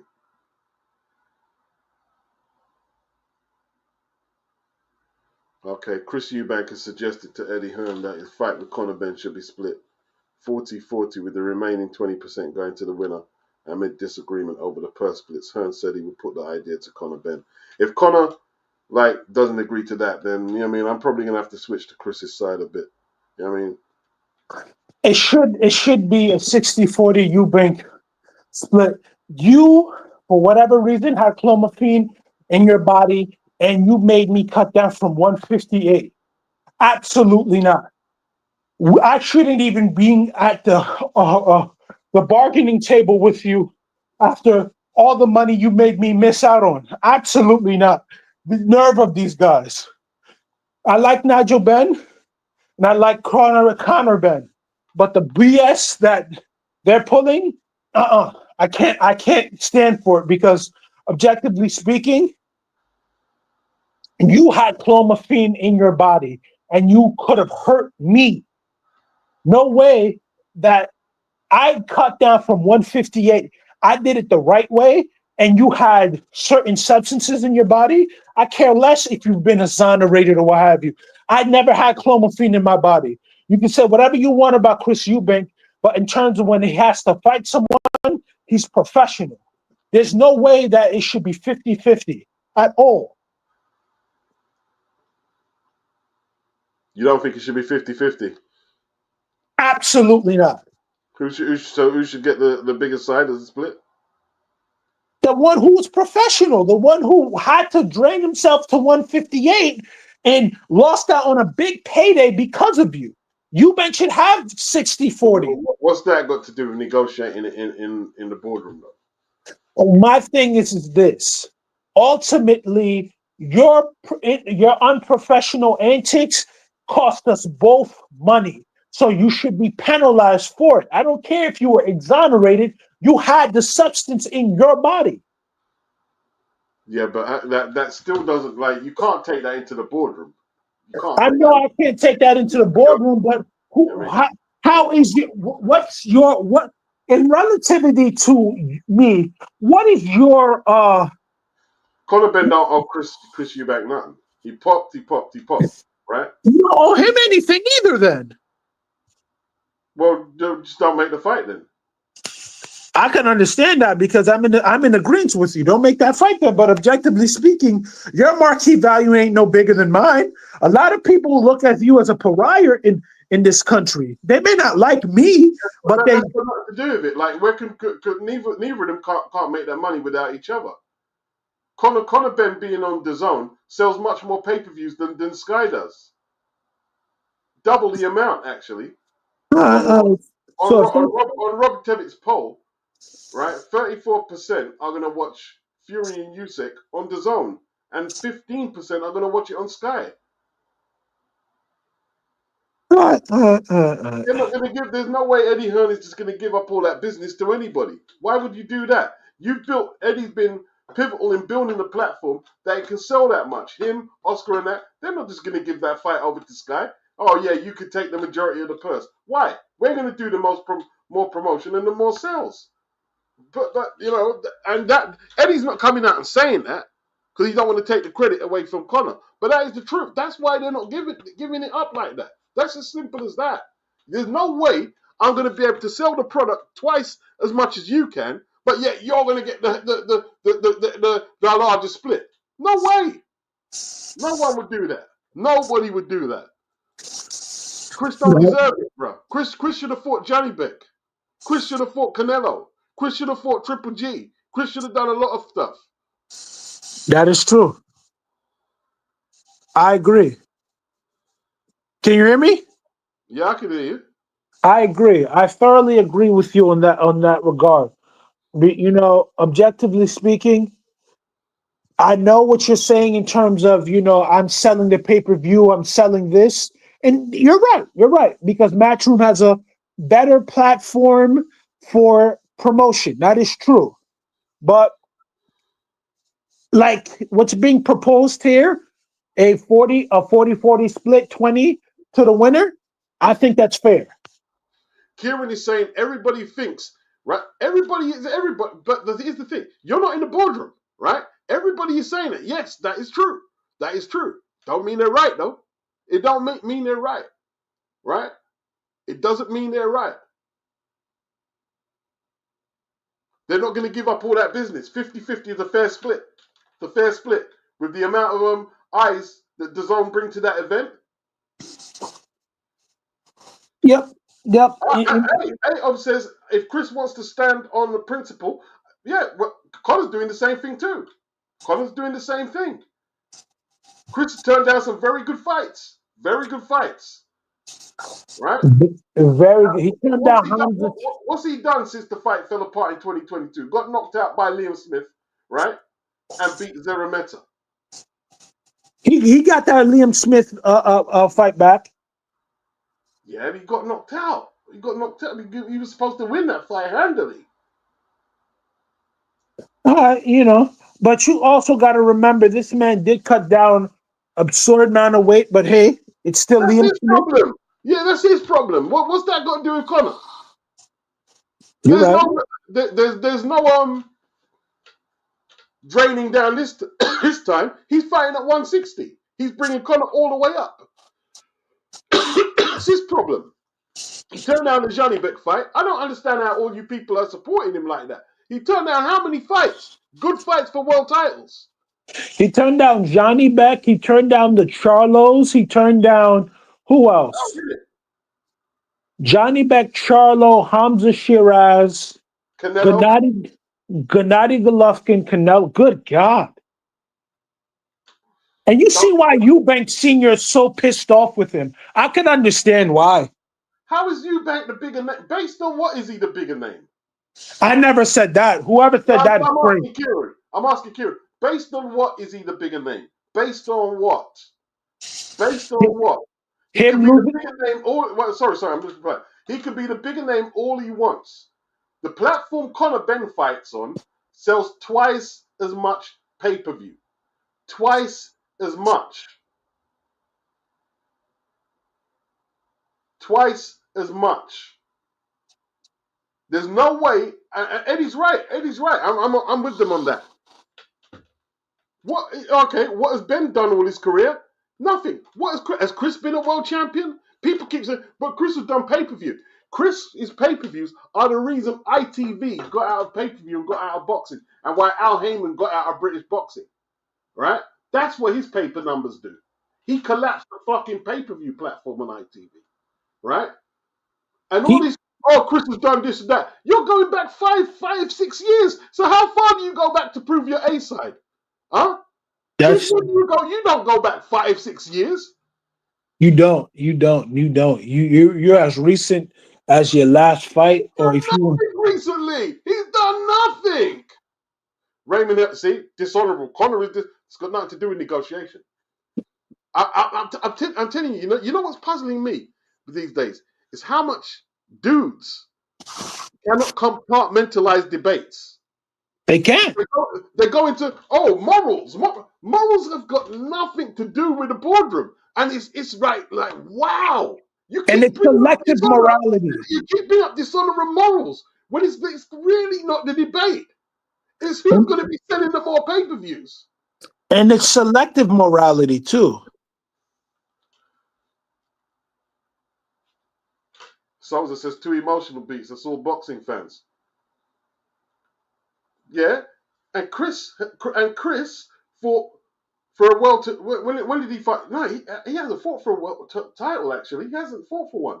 Yes, he did. He fought George Groves for a world title. That's a while back, probably 8 years Yeah, ago. that's right. That's right. And what happened? Got outclassed with a All jab. right. Okay. Yeah. Oh yeah. You lost. Yeah. You lost. Yeah. You lost. You lost. You lost. You fought. You fought. And what happened with the pay-per-view on that? You want to bring Wasn't, up the receipt? wasn't that on? Let's see if I can find the receipt. Let's see Wasn't if that I on can the find it. zone? No. ITV. Oh, that was. That was idea. Let's see if I can find it. It's going to take a little time to upload. You guys are talking about Chris Eubank's history like he's really done anything in the game. You know what I mean? That's why his father is the way he is. And people say, "Oh, why is his father like this?" His father's like this because at the end of the day, you're messing up his legacy. A lot of people don't want to. If you guys are saying Conor isn't all that and that, Chris Eubank is just as illegit. He's just fought for a longer period of time than Conor, right? Okay. One sec. Right. All right. Finally. Let's see if I can share it. Let's see if I can share it. Right. These are Chris's big. Chris a pay-per-view draw beats. Chris a pay-per-view draw. Okay. That's what you're saying, yeah? That's what you guys have been saying. That's what you've been saying. The pay-per-view draw, yeah? ITV box office, which recently showed events involving James DeGale, and that's James DeGale versus Chris Eubank. Callum Smith, Chris Eubank Jr., and George Groves has terminated its service indefinitely. Despite signing a landmark deal with the PBC in 2018, the channel has struggled to gain subscribers tuning in. Right. Now, it's mentioned Callum Smith, it's mentioned George Groves and James DeGale. Do you know who had the most fights on that box office? What fighter out of all them names had the most fighters on ITV box office? Chris Eubank Jr. Right. He fought Reynold Quinlan. He Yep. fought Arthur Abrahams. He Yep. fought George Groves. He fought James DeGale. The last fight collapsed the platform platform, but collapsed it totally. It collapsed it totally. It collapsed it totally. Conor Benn is doing the right thing. Conor Benn is 27. Chris is 35. If you guys think that Conor is more desperate for that fight than Chris, tables have turned to his 2022. Conor was going to take the B-side 2022, but now he's saying, yo, you're 35, bro. You're 35. Yeah, you see, Sousa said it. Guys need to understand, if Chris doesn't get the Conor fight, he doesn't have any option, gets outboxed by Lara for 12 rounds for less money. There you go. He's not beating Lara. I've told everyone that several times, right? Lara could be 60, right? With his old long-ass Cuban arms, he's going to outbox Chris. Outbox him and beat him up. You're going to see Chris's eye all knotted up and mash up because he can't box at that level. He can't box at that level. Oh man, you funny as hell. You're right though, because at the end of the day, do you fight Hamza Shiraz or do you fight? He turned down $5 million for Shiraz. He turned down $5 million for Shiraz on Riyadh season. $5 million, and you guys are saying he's 50-50. He turned down $5 million. He turned down the Johnny Beck fight for 2 titles. He turned it down. He was the mandatory. He told the sanctioning body, the WBO, don't put me up there for the sanctioning body. And you guys are defending that. Sorry. It's cowardice. It's cowardice. Conor doing the right thing. Conor doing the right thing, bro. Conor doing the right thing.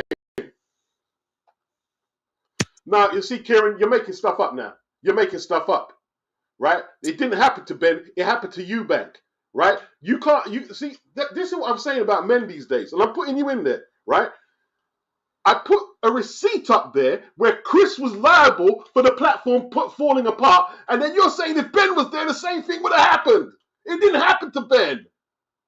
Deal with the facts as they are. There's no receipts for what you said there. That's what I'm saying. This is how men debate these days. This is how they debate. Right?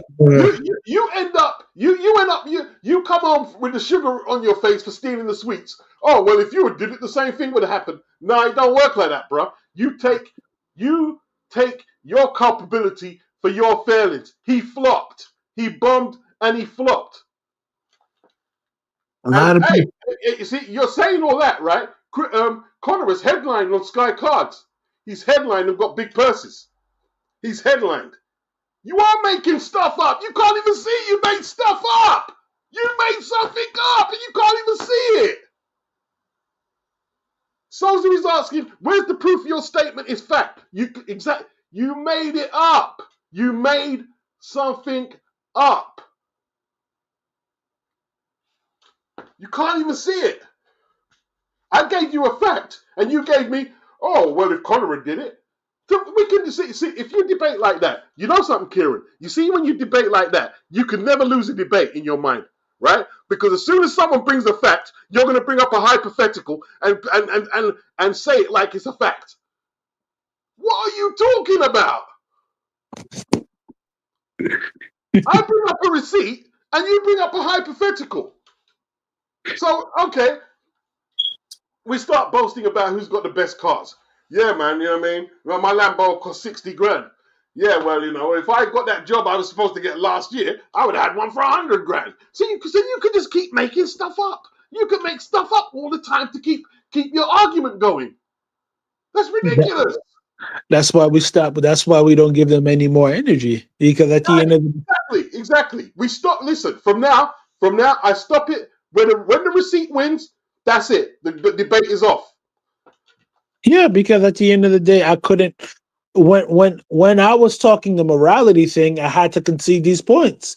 Ultimately, if a bigger platform is doing the majority of the work, you're not going to concede. The less of the purse. You can talk the morality all you want, and it's all selective because it was someone that they liked. The morality wouldn't come on. His rebuttal is if Conor was fighting on 2018 on ITV, the same thing would have happened to him. That's your rebuttal. How do we know? How do we know that? How do we know? Is that, bro? How do we know? Whoa. Because at the end of the day, Madness. ITV had given Chris Eubank that platform, not Connor. They gave it to him, and he messed it up. Is what it is. Beats Chris, don't. Chris messed up too many chances. He messed up too many chances. Messed up way too many chances, right? And Connor at 27 is doing the right thing. He's doing the right thing, yeah. I mean, let old boy Chris go on like he's an A-side fighter. Hey, and listen, check this out, right? If you're so much the A-side, right? Oh, I'm so much more than you, Connor. Why are you only taking 55? Why aren't you going for 70?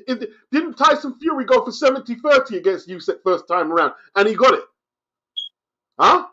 Yes, he did. Yes, he did. How much was Mayweather giving people? When did Mayweather give people 55-45? Never, never. If Mayweather you was were A giving. side, you wouldn't be asking for no 55%. You would have been asking for 70%.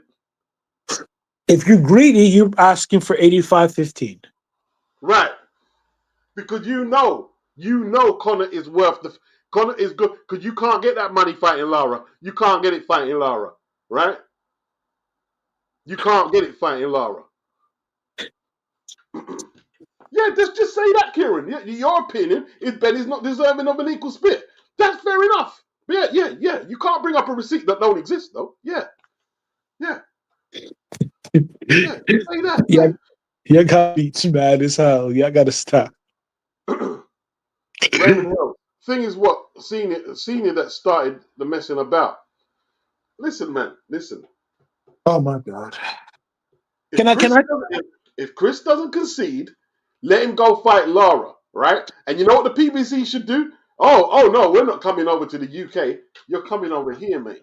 Bring him over there. Over there. You know what I mean? Over there and let him fight Lara. No hometown advantage or nothing. He's not going to take the fight anyway. You think you really think he's going to fight Lara to get his eye swell up, to get his eye jacked up behind that jab? And that nasty straight left hand. Yeah, exactly. I'm not gonna lie to you. I Well, don't know why. I'll tell you what. To all you people in the comment section defending Chris Eubank, do you think Chris Eubank is going to fight Erislandy Lara? Like, let me know. Let me know. Then I'll really see what you're about. Do you think Chris Eubank is going to fight Erislandy Lara? Let me see.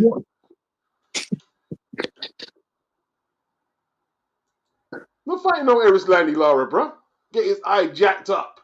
I have to pull him out. That He eye can't Jamie box. gonna be that eye Jamie gonna be bad when that left hand Yeah, right it's on going to it be afterwards. horrible, bro. It's going to be horrible. It's going to be horrible. It's going to be horrible. Because one thing It's going to be about horrible. Laura, he may You not couldn't have get to. past. You couldn't get past George Groves' jab. You couldn't get past George Groves' jab. That's a very good job. To be fair, that's a very good It is a job. good jab. It is a good jab. I'm not gonna lie. It is a good jab. But you couldn't get past that. You're not getting past Lawrence. You're not getting past Lawrence. You're not getting past Lawrence. Yeah. At all, you're not getting past Laura. And mind you, Laura may not have the best legs like he once did, but he has good upper body movement too. He will avoid punches standing in front of you if he has to. Okay, so at the end of the day, that's not a good fight. Let me tell you this: if you weren't going to fight Hamza Shiraz, and you're not, and we know you're not going to fight Arislandi Lara, be sensible. Just fight How can Conor Ben. Chris? Let me just ask. How could you turn down 5 million to fight your domestic rival, and you guys are supporting that guy? He turned down 5 million to fight Hamza. 5 million, according to what's his name, Spencer Brand. Spencer Brand, he turned down 5 million. 5 million, and there was no rebuttal from Team Eubank that this was fake news. 5 million. Nah, sorry, bro. Sorry. Because he knows he's going to get hurt. You know why Ben's doing that? They think they think Eubank is a chief in the industry. Let me tell you that now. They think he's a chief. Trust me, they do. Yeah. You turn down unified title shots. You turn down shots against Johnny Beck, unified title shots, 5 million to fight your domestic rival. You messed up the Canelo fight. They're saying, yo, he's got nowhere to go. He don't want to fight nobody. So if we hold out for 50-50, we'll see how it goes. And if not, we'll go fight Barrios. They're doing the right thing. And age is against him. He's not no young kid. They're doing the right thing. Of course they're doing the right thing. Of course they're doing the right thing. This man turned down Gennady Golovkin. Like people fail to realize, oh, Yeah, that was you. messed up. Yeah, that's right. He messed up the Golovkin back. Sorry about it. Yeah, he messed up the Golovkin back. Yeah. People are going to say, oh, Kell Brook took that from him. And people are going to say, oh, Eubank Sr. messed that up because he wanted him to come out first. Whatever. Eubank did it. Eubank could have told his father, I want to fight Gennady Golovkin. I have the seasoning to fight Gennady Golovkin. And Eubank Sr. didn't believe that his son could fight him. So he did all that type of shit to get him out of that fight. Because you know why? Eubank wasn't training hard. He wasn't living the life to fight a guy on that same caliber. And he didn't want to see his son get hurt. Nah, Kieran, his demands, him demanding anything, ran out when he ducked all them fights, bro. Sorry. When he ducked all them fights, his demanding it ended there. That's why he's not getting it. What you have to realize, Kieran, right? Is 60-40. Ben didn't complain about taking the B side. He didn't complain. He was ready to take the B side, right? But now, since then, Chris has been knocked out. He's ducked several fights, like good fights for good money. And now they're saying, yo, you're 35. You're not that dude who you think you are. That's what it's like. You guys are saying he's that dude. You guys are saying that. The industry is not saying that. The industry is not saying that. You guys are saying that. They're saying it. Yeah. Yeah. Like what Hamza wants to beat what's his name from the PBC, Chris? What's his name who got the belt? WBC guy. Or was it WBA? Carlos Adames. That's the guy. That's the guy. He wants it like what do you think of that fight actually, Hamza and Adames? I think it's a pretty good fight, you know. People are looking up. Do you think 50 people are 50. overlooking Adames a little? 50-50 because both of them are very fucking big for that weight. So if Hamza Shiraz could hold the weight, I think he can beat Carlos Adames. I don't really have a fondness for Carlos Adames, but that's between me and me. But good fighter nonetheless. He does have power. But I also do know this: Carlos Adames has been relatively inactive for a long period of time, so I'm leaning towards Hamza Shiraz for stoppage. When's the last time Adames fought? I don't know. I don't know what's happened to boxing. Boxing's just become a fucking shit show. Yeah, man. I'm sorry, man. Like, I'm sorry, guys. I can't agree with Chris being A side to anyone. I just can't agree with it. I can't agree with that. Can't agree with that. You know what I mean? Can't agree with that. His last fight was against Terrell Gausha in June 15th, 2024. So he's been fighting once a year since 2022.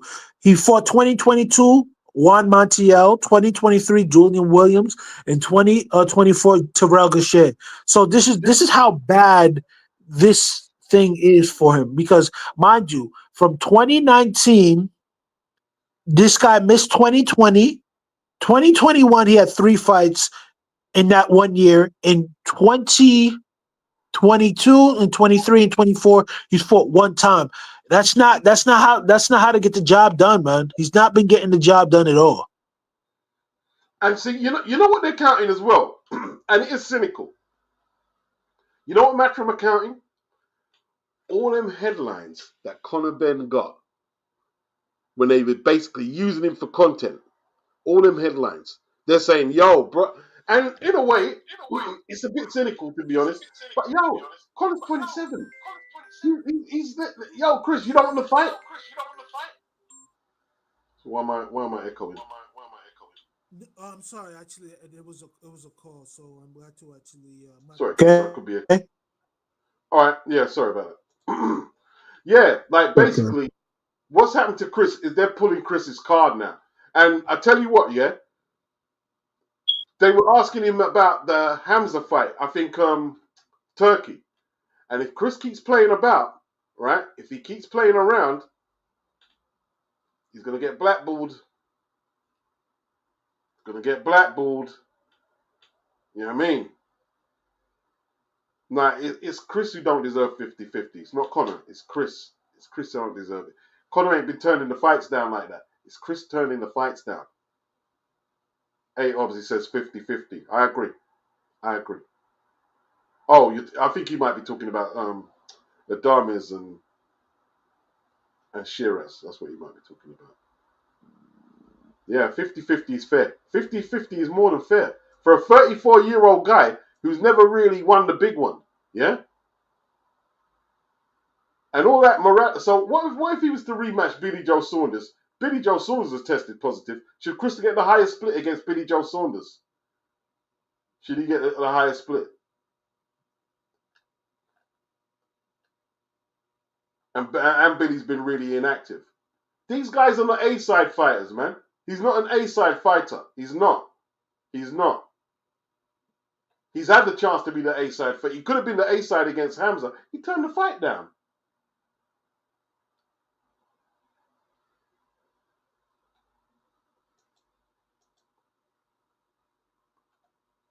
All right.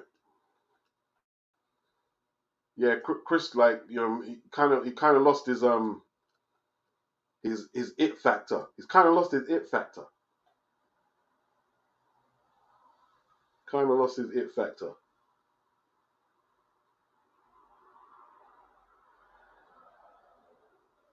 Okay, what's happening here? The man's got a baseball bat. And what's this other guy looking for? What do you do that for? What's going on here? Oh, he come with a pole. He's come with a pole. That's nutty. That is nutty. That is some nutty. Some nutty-ish, bro. Man had a baseball bat, right? And he's kind of like the Menace. There's two dudes. I'm not going to say their colors because that just makes people get very divisive. Two dudes, yeah?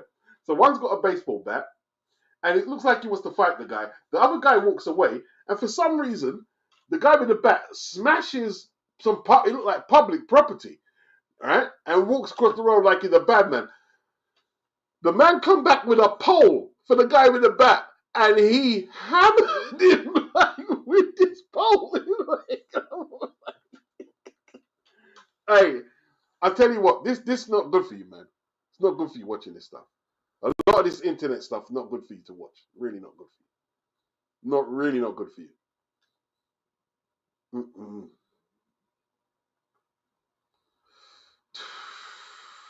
Yo, wow. 20 stone for Fury. Usyk 15. Nearly 16 for Usyk. Usyk never hit 16. 18 stone 7 last time.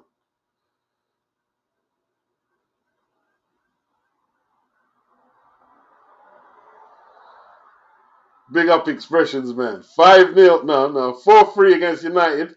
4-3. We're lucky to get it, man. We nearly bottled it. We nearly bottled it yesterday. We nearly bottled it. I tell you what, you Brits, I mean, I'm British too, but they're going for Usyk by stoppage, which is fair enough. Okay. Puerto Rican super middleweight contender Edgar Berlanga is in contention to get a shot at William Skull. Wasn't William Skull supposed to fight Shishkin?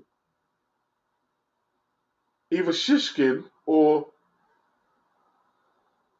Billy. Check out Billy. Or Sergio. Okay. That's interesting. That's interesting. How much? I wonder that they're paying. They're going to pay William Skull some good money. The Cuban. They've been fattening him up because they put his fight on the zone out of the blue. Hey, if Edgar can't bring that belt home from this guy here, then Eddie, you know what I mean? You're picking some bum American fighters, bro. Because I like listen. I don't really think Skull is all that. I heard some people say he was a really good boxer. I watched him against Shishkin. I didn't think he was all that. I didn't think Skull was all that. You know what I mean? That's interesting though. In saying that, I don't know. I don't know, man. Like Belanga, I don't really rate Belanga. I don't really rate Belanga. That's the thing though. I don't really rate Belanga. Not sold. Not sold. Not sold. Skull versus Belanga. Let me put it down though for further future reference. But it's just negotiation stage right now. But see, these fights are easy for DAZN to make. You know what I mean? These guys ain't with big promoters.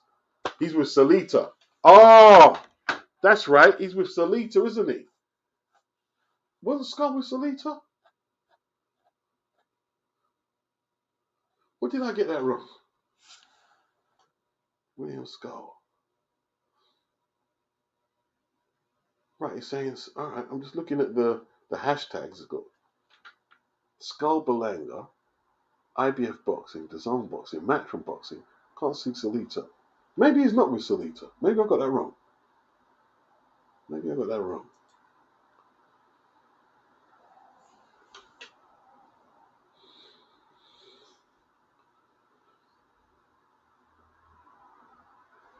Okay, well they're saying that Skull was supposed to fight Rosado.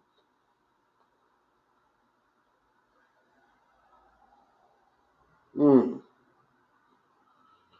Oh yeah, they're saying that Belanga won't be able to comply with the £10 rehydration clause. No way this happens.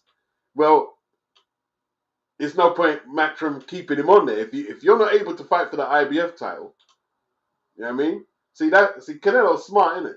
Canelo relinquished that one because it's £10 rehydration. You get rid of that one, isn't it? Oh shit, man.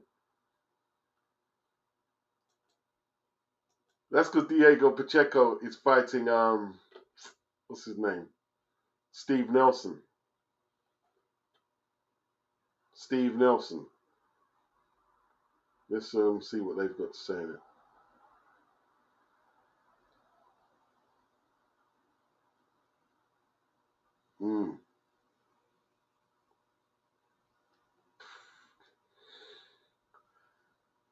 LT wants to see Plant versus Belanga. No belt. No belt. No point. No point making that fight. No belt.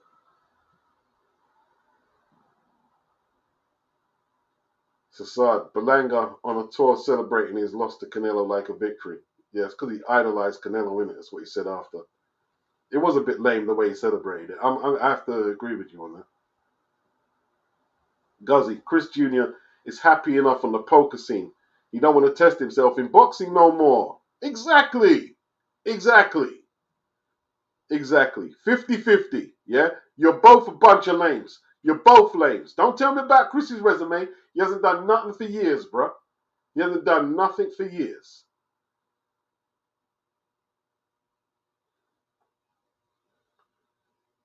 Emphatic. He doesn't care if Ben or Eubank fights. Ben should focus on winning a world title. And so should Chris. So should Chris. They should both focus on that. Or get the fight over and done with. Diobinuli says Dave Allen has done no training despite what he said. He's a con man, bruh. He conned everyone for the bag. He's a con man.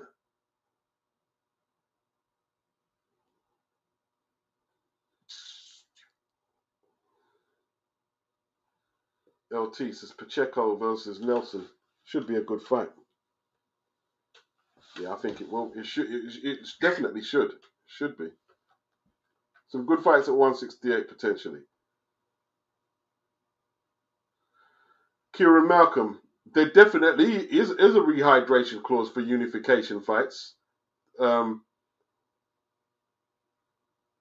this ain't a unification. This ain't no. You're right. This ain't a unification. This ain't a unification.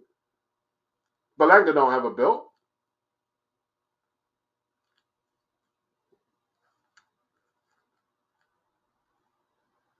Yeah, exactly, Raymond. Chris would be a misfit if he could get away with it, beating up some unwitting stooge who thought it was clever to get in there with Eubank. Exactly. And his dad called him and said, yeah, my son's a money man. A money man, yeah. Wow, money man. Wow, money man. Come on, Chris, Eubank saying, wow, money man. Yeah, yeah.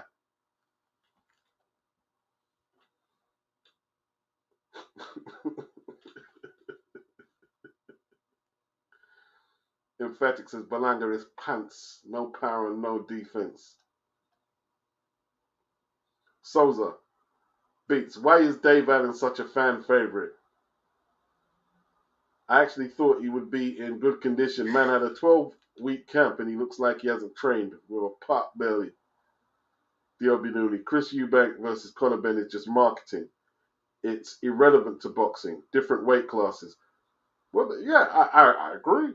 Well, you're saying it's relevant to boxing. It's not relevant to world championship boxing.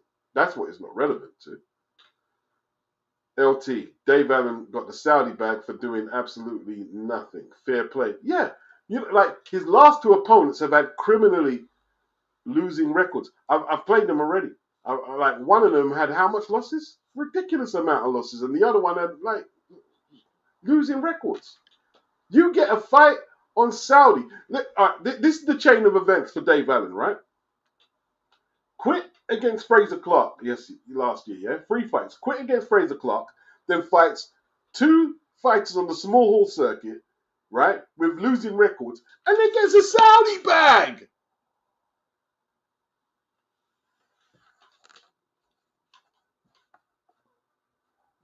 Now, you guys know I try not to bring up the race thing. I try as hard as I can. I do, right? I don't bring it up like that.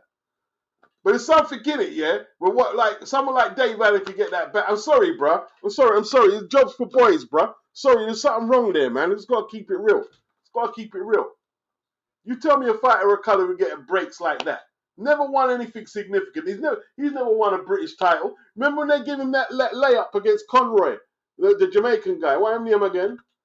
Linroy. Against Linroy. And he fumbled the bag. Linroy was doing the shoulder roll on him. Listen, Eddie was furious. Eddie done an interview, and he was furious with Dave Allen. Furious. Give him the layup.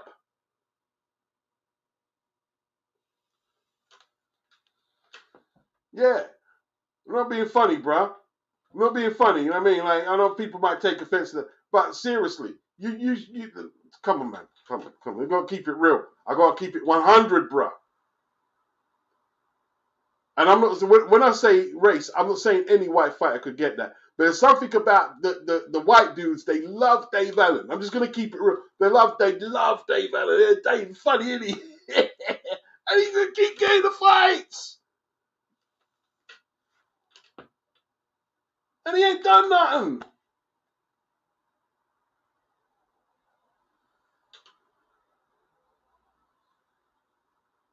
Emphatic says Dave Allen is a fan favorite as he's a normal guy from Hull. No, he's not from Hull. He's from Doncaster. You know what I mean? I'm from Hull. He's from Doncaster. Big up the Hull massive. You know what I mean? He hasn't done anything.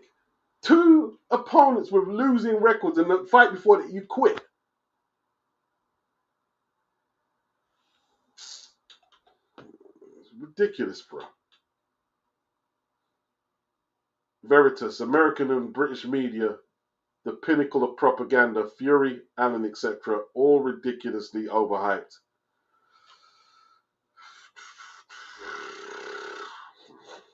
Can't really argue. Can't really argue with that. Can't really argue. Right, Kira, there you go. They're good friends. Fisher and see all that that fake talk Alan was doing. Yeah, I'm gonna knock him out. I'm gonna do. You're friends with Johnny. You and Johnny are friends. Yeah, they're friends, Kieran. They're friends. Dr. Woodok. Eddie has had a soft spot for him. Yeah. LT, remember when Alan said he was a few fights away from Joshua? Good times. Yeah. Eddie protected him. Remember, Eddie stopped him from taking the beating from Daniel Dubois. And he was a good bag. It would have been on a Frank Warren show.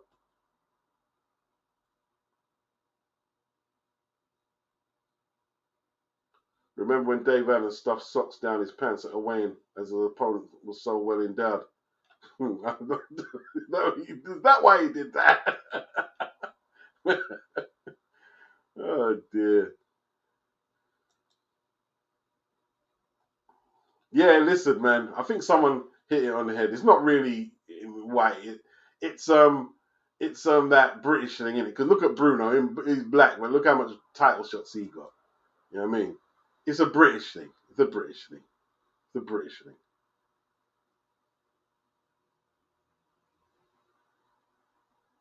What are you wearing, bruh? He was in 8 Mile, this guy. Kind of shirt that, man. I know. Oh, it fit like that. Weird. It's a weird British nuance. Guys like Dave Allen getting big fights at this stage of their career. That's what it is. It's a British thing. There's no way Eastern Europeans with that form guide would be getting in big fights anywhere.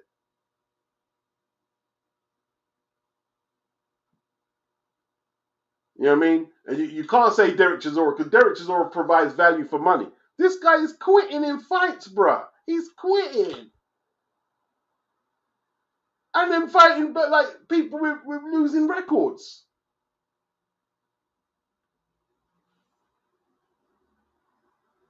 El Gramos, the Eastern European boxers have 100 plus amateur fights before they turn pro. And they turn pro in their mid to late 20s when they have their man strength. So when they turn pro, they are world level already. Emphatic said it's on YouTube. Hilarious. Souza, who wins out of Lee McGregor versus Isaac Lowe? Hopefully Lee McGregor pulls it through for the Scots. I love to see Lee give Isaac a little bit of spanking, really. You know what I mean? Like, Isaac gets on my nerves, you know what I mean? I'm rooting for Lee McGregor. I'm rooting for Lee McGregor. Veritas, he says, Fisher also hasn't done anything yet. You were spot on. Some fighters obviously get all the favorite media attention in the West. Complete artificial, nothing earned. That's why they hated AJ. Yeah. It's true, man. It's true. So there is a weird nuance in the UK.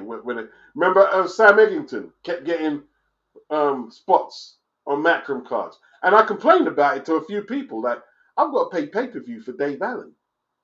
Right? And even just this week he said, yeah, this is the first time I put in a whole training camp for a fight. Oh, well, you what, mate? You're a professional boxer and you're fessing up that you never had a full training camp. And I've got to pay for that. Yeah, AJ was an Olympic gold medalist, twice unified champion. He put in work, man. Put in work. Say what you want, he put in work. Even Fury put in work. Yeah? This guy like Dave Allen, come on, man.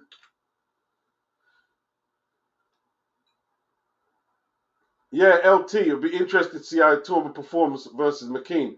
If McKean is still in contention after 5 or 6, it's very interesting. Sassad, Wilder versus AJ? I don't know. Sassad said Josh Warrington is a promoter favorite. No. Nope. No. Josh Warrington, right, is a two-time world champion at feather, right? Two-time world champion at featherweight, and he brings fans with him, right? These guys actually bring fans. I don't think Dave ain't got a fan base like Warrington. They're both Yorkshire lads. Warrington is a world champion, right, and has got good wins on his record. Frampton, Selby, and he puts incredible performances. Even look at the first half against Lee Wood. He's a credible fighter, Josh Warrington, and he brings a fan base. Josh Warrington brought 10,000 people to Wembley. I can't put Josh Warrington in there with a promoter's favorite. No. Dr. Wu. In saying that, and see, Fisher, he's got a big cult following. Can't be mad, like, he's got a big fan base. But see, unlike Josh Warrington, he hasn't got no accomplishments. But he does have a big cult following. Yeah.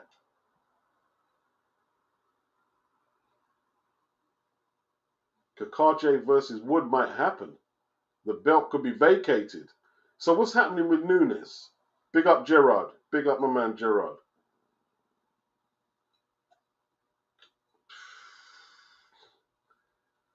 Yeah, man.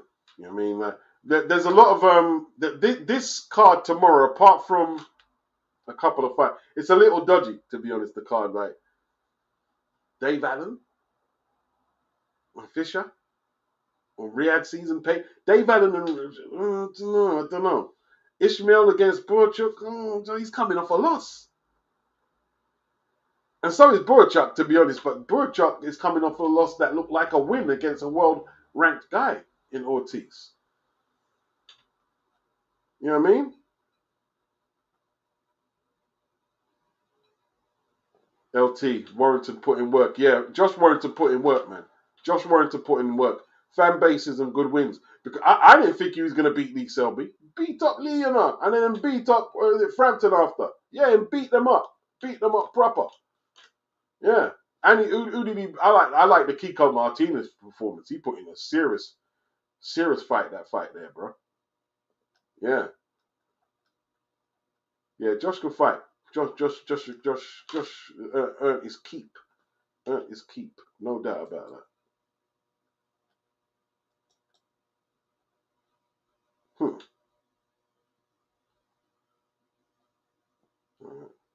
I'm not into MMA, man. I mean, I watch a bit, but you know what I mean. Nothing new on there. Go to the profile on Twits.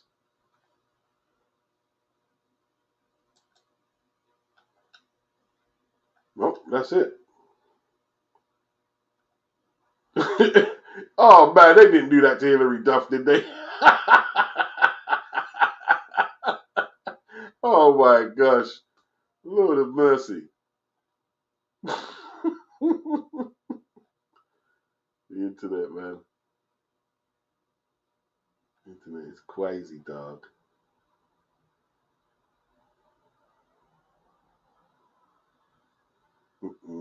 Tariq Nasheed. Hey, Myron Gaines, can you stop complaining about foundational black Americans long enough to help you to go help your homeland? Oh no. Oh no. He ain't gonna help his homeland. He's probably ashamed of it, Myron. You know what I mean? He's probably ashamed of his homeland.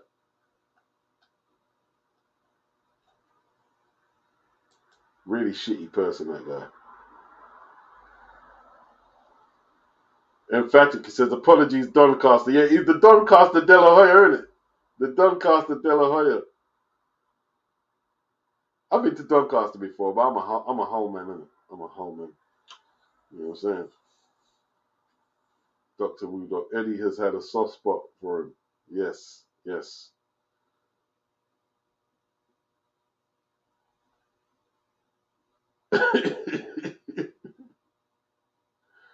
Oh dear. Yeah, I'd love to see Lee McGregor put the hands on Isaac. You know what I mean? I'm not gonna lie. Doncaster De La Hoya. Okay, Gerard got himself a copy of the New Ring magazine today, sent from the USA, and I think the launch was only last night. Comes in book form with Usyk versus Fury poster. How much did it set you back? How much did that cost you? It's got a Fury Usyk fight poster. So I mean, it might be worth it because it gets. I need some new posters, you know, because I'm trying to set up a little room, so I need to get some new fight posters. My old ones are a little. Yeah, it's good to see McGrail against Reese Edwards. Peter McGrail versus Reese Edwards. Yeah, you see that little Dennis. Dennis popped for 2 substances, you know. Frank fessed up. You know what I mean? He popped for 2 substances.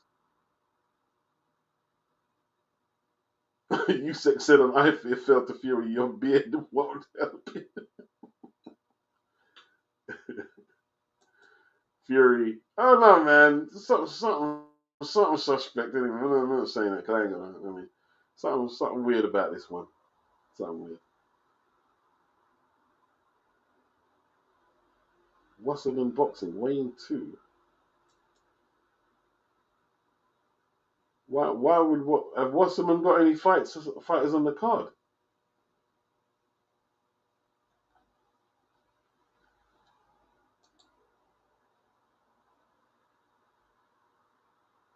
Wow.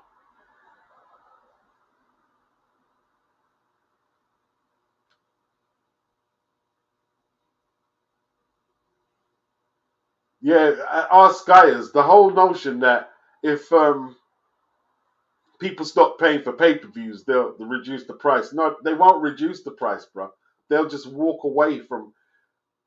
Oh man, the amount of comments. You know what? I'm going to stop checking people's comments because people are going to get mad soon. Pete, where you always doing the comments?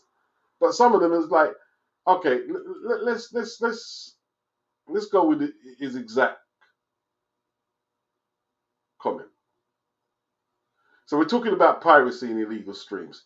He says, yo, Beats, I don't agree that it's illegal streaming driving the pay-per-view prices up. Prices were always going up so long as people are willing to pay. Everybody boycotting the shit, unworthy pay-per-views, will keep the prices down, in my opinion. Well, here's the thing. If we go down your route, we're gonna start. See, I'm not diverting, am I? I'm going exactly to your point, right? I'm challenging your point. I'm not bringing my own, you know, ideas above what you say. We're gonna deal with exactly what you say. You're saying if we boycott the unworthy pay-per-views, just because you replied and said I'm not talking about all the pay-per-views. Who draws the line? Because if we start boycotting pay-per-views and not paying because they're unworthy, you might think a pay-per-view is unworthy, and Beats might say, nah, that's a worthy pay-per-view. And other people are, it's worthy. And then what? Who decides what's worthy and unworthy?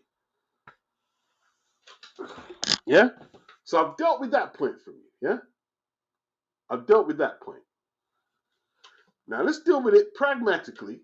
Well, and we're going to do it live. We're going to do it live, yeah? We're going to do it live. We're going to do it live. Coming at you live. Right.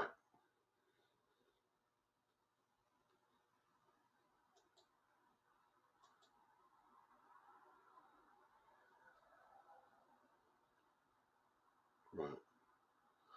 So you're saying, right? What you are saying, if we stop paying for the pay-per-views, right? They will lower the prices.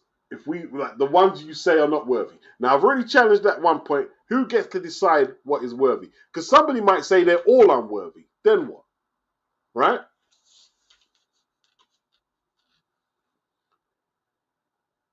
HBO and Showtime have gone out of the game of boxing. Why?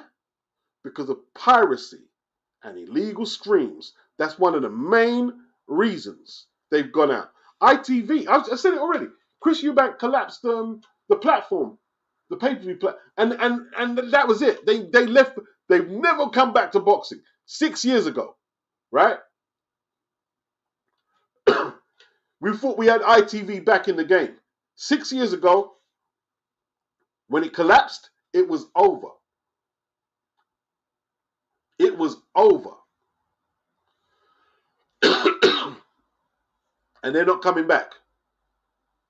They're not coming back. So it's ITV, HBO. So what they do, when people start illegally streaming and getting illegal pay-per-views, they don't lower the price. They get the F out. They get the F out. What you're saying doesn't work. What you're saying, and the whole notion, you wrote that illegal streams are not what are driving pay-per-view prices up. Bruh, if you really believe that Al Heyman is so silly that he wanted to charge people to watch Charles Martin versus Luis Ortiz, and what were the other dodgy pay-per-views they had on there? He didn't want to do that. It became a necessity when the trust fund weren't giving him the money like they were giving him. And now you've got to like pay the fighters with overpriced pay-per-views. And a lot of them fighters, listen, they come up with short money. Yeah? Because a lot of their purse was predicated on what the pay-per-view sales would be. And they were flopping all over the place, right? They were flopping all over the place, right? So, yes, illegal streams push up the prices of pay-per-view and subscriptions. That's what they do, right? And listen, before I start, yeah, if you use illegal streams, like I've heard people say, Beats, I've got no choice, I can't afford it. Well, I'm not even saying nothing against that, right? I'm not saying they should, but if people are in a position, they want to watch the boxing and they can't afford it, that's all right. Well, it's not all right, but okay. Well, I mean, like, do what you got to do. Do what you got. It's when people come out with theories like see, the way you're saying is like you're doing something honorable that is going to fix the situation. And basically, you're making my pay-per-view prices go up, in theory, and everyone else's. That's not what you're saying there is not a solution. With all due respect,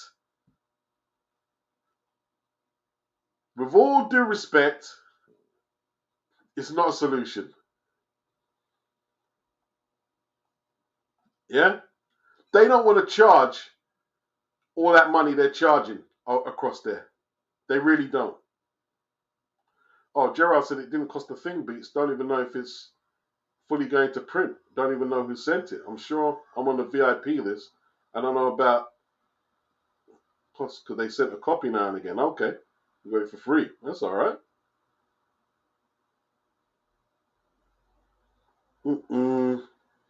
LT, yeah, 2 substances Dennis got caught for. He said his blood came up clean, but the urine obviously a little dodgy. So I don't know what happened there. Cesar said he's never heard Heyman speak. The ghost. Toro said knowledge. Yeah, big up Toro. Big up Toro. Yeah, man, like some people can't afford the pay-per-views. So you're doing what you can, you know what I mean? And fair enough, right? Can't argue with that. But you really can't say like stealing the pay-per-views is a way to get the price lower. That's just, come on, man, bro. This doesn't sound very mature, bro. At the least, it doesn't sound very mature. It really don't. LT said most of them ain't worth paying for. I'm not even going to argue with that. I won't be I'm glad I'm not having to pay what they're having to pay across the pond. Really glad. Yeah.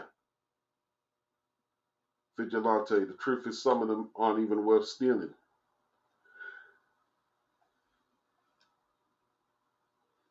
Wow. Oh, LT said Nunes possibly fight someone else for that 130-pound vacant strap. Okay.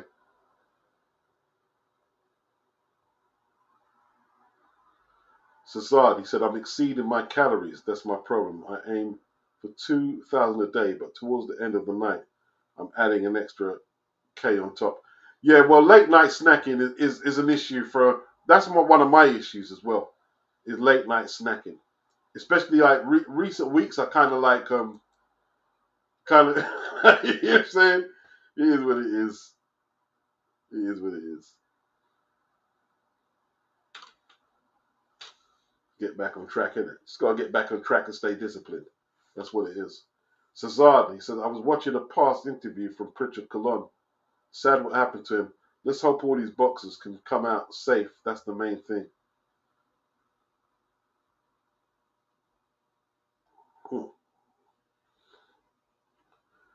Kieran says the February card is worth every penny in his opinion. It's a great card. It's a great card. But yeah, like nobody wants to pay for them. Who wants to pay? No one wants to pay subscription. See, because back in the day,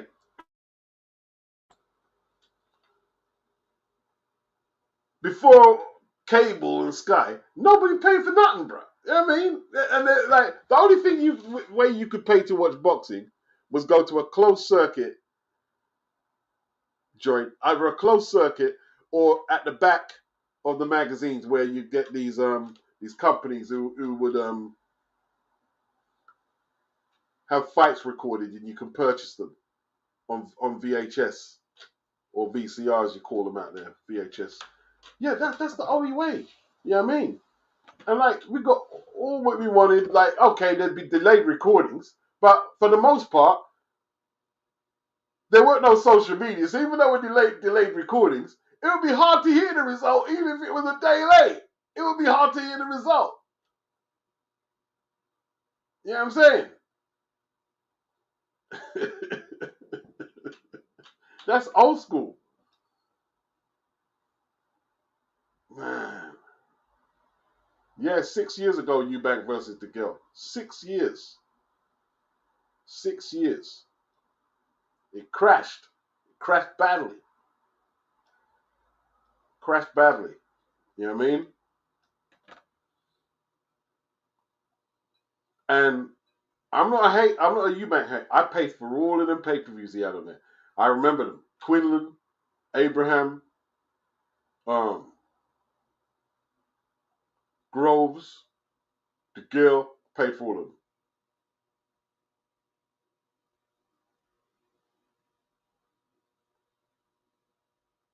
Kieran, yeah, the February card is very good. Sassad, everything behind a paywall now. I was playing Pokemon the other day, and if you want to play extra levels, they call it a DLC. You got to pay an extra £30. So I had to get that too. Wow. Wow. They just released half the game and charged separately for the other half. I peeled on it, bro. That's just life nowadays, man. Everything is on the charge, innit? Everything is on a charge, man. It's just like you know, everything's just charge. But listen, don't get me wrong.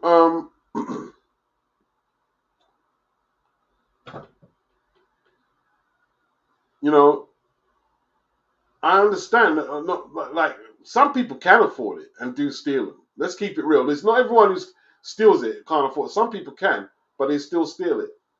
You know, because the way they see it, if I can get it for free, why should I pay? Well, it's hard to argue.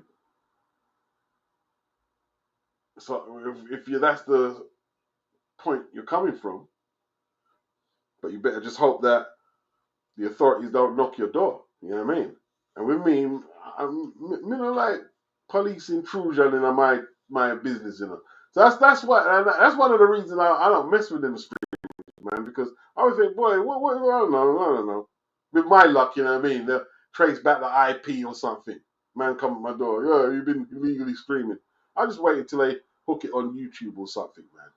You know what I mean? Or if it's not on the zone, you know, I'll just wait until they've got a YouTube copy, because I mean, even if someone illegally uploads it on YouTube, they can't do nothing to you watching it on YouTube. But them streams, I don't know, it's crazy.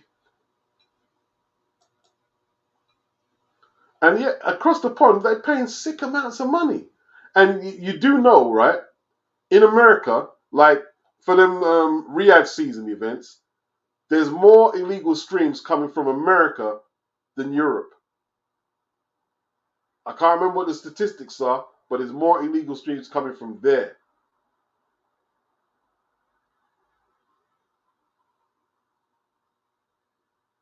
Yeah.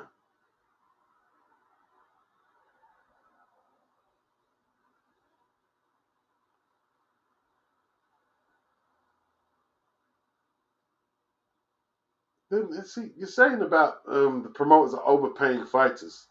That's just the going rates that fighters will go in the ring for right now. It is what it is. It is what it is. They don't want to charge all that crap they have to. The people don't you see? Bob Arum hardly does them. He hardly does pay per view.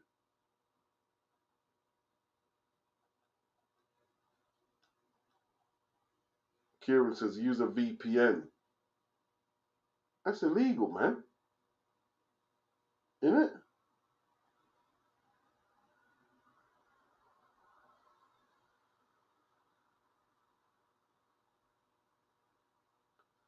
NBA minimum 1.8 million a year, and way easier on the body. That's why American boxing has gone down the drain. I don't know. I don't know about that. We've lost a lot of gyms in the UK as well. There used to be a lot more boxing gyms in the UK. A lot more. I'll tell you that now.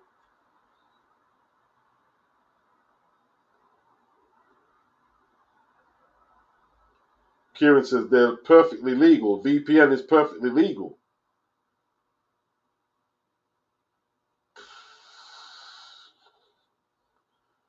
How so? How so? I know Errol Spencer's got one of them stick things in it. He's got one of the stick things in it.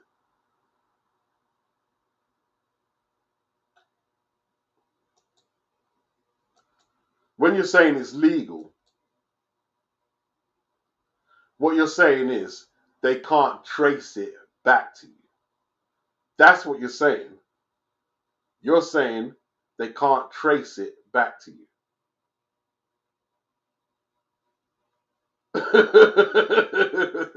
That's two different things for illegal, right? You know what I mean? It's a crime where you can't really get the pinch for it. A VPN and a Fire Stick are two different things. I don't know. I haven't used either. I haven't used either. You know what I'm saying? I haven't used either. So I wouldn't have a clue. I wouldn't have a clue. But it is what it is, man. People are going to do what they got to do because they want to watch the boxing, but perhaps their disposable income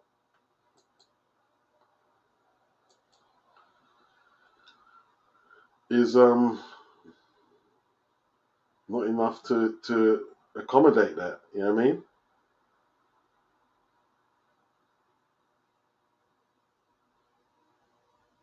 J Rock, big up J Rock. Kieran says a VPN changes your IP address, but a dodgy Fire Stick is legal. So it's legal to change your IP address, yeah?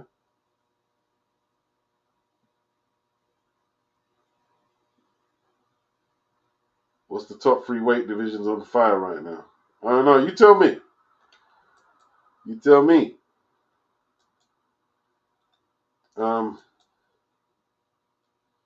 What was I looking at?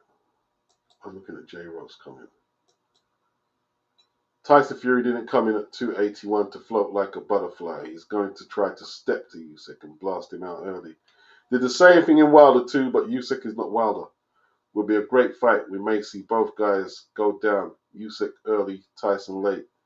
Fury wins a controversial decision in J Rock's opinion.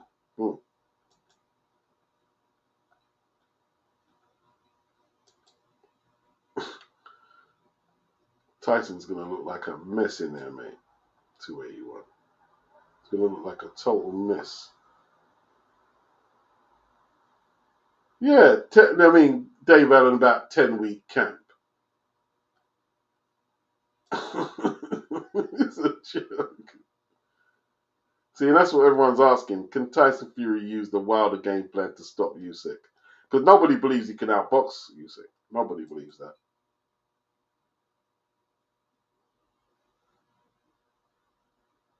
Sosa, big platform in Saudi Arabia, and one of the biggest fights of the year. And he can't even bother to get in shape. Absolutely disgraceful.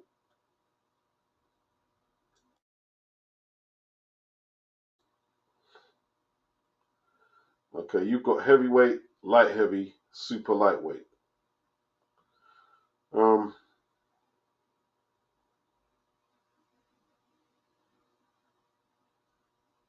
Super lightweight's got potential. I'm looking forward to Barboza coming over to the UK and seeing what Jack Catterall can do. You know what I mean? Matchroom versus Golden Boy. WBO eliminator. They may even get elevated. Is T.O. going to hold that belt? How long is he going to hold it for? And like Bob Arum is revealing that they're trying to get Boots to accept the T.O. fight.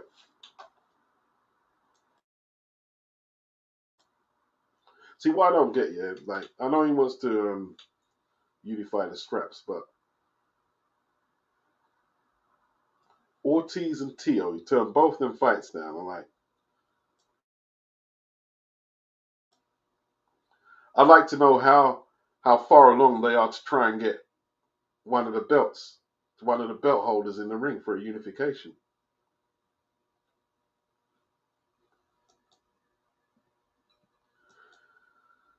Who is Hitchens Richardson going to fight next?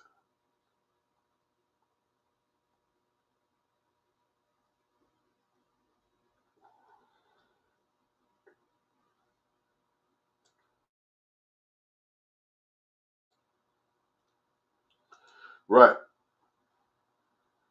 Probably catch you guys tomorrow for the live stream. But right now, I'm going to shut it down. I bid you good night. Peace.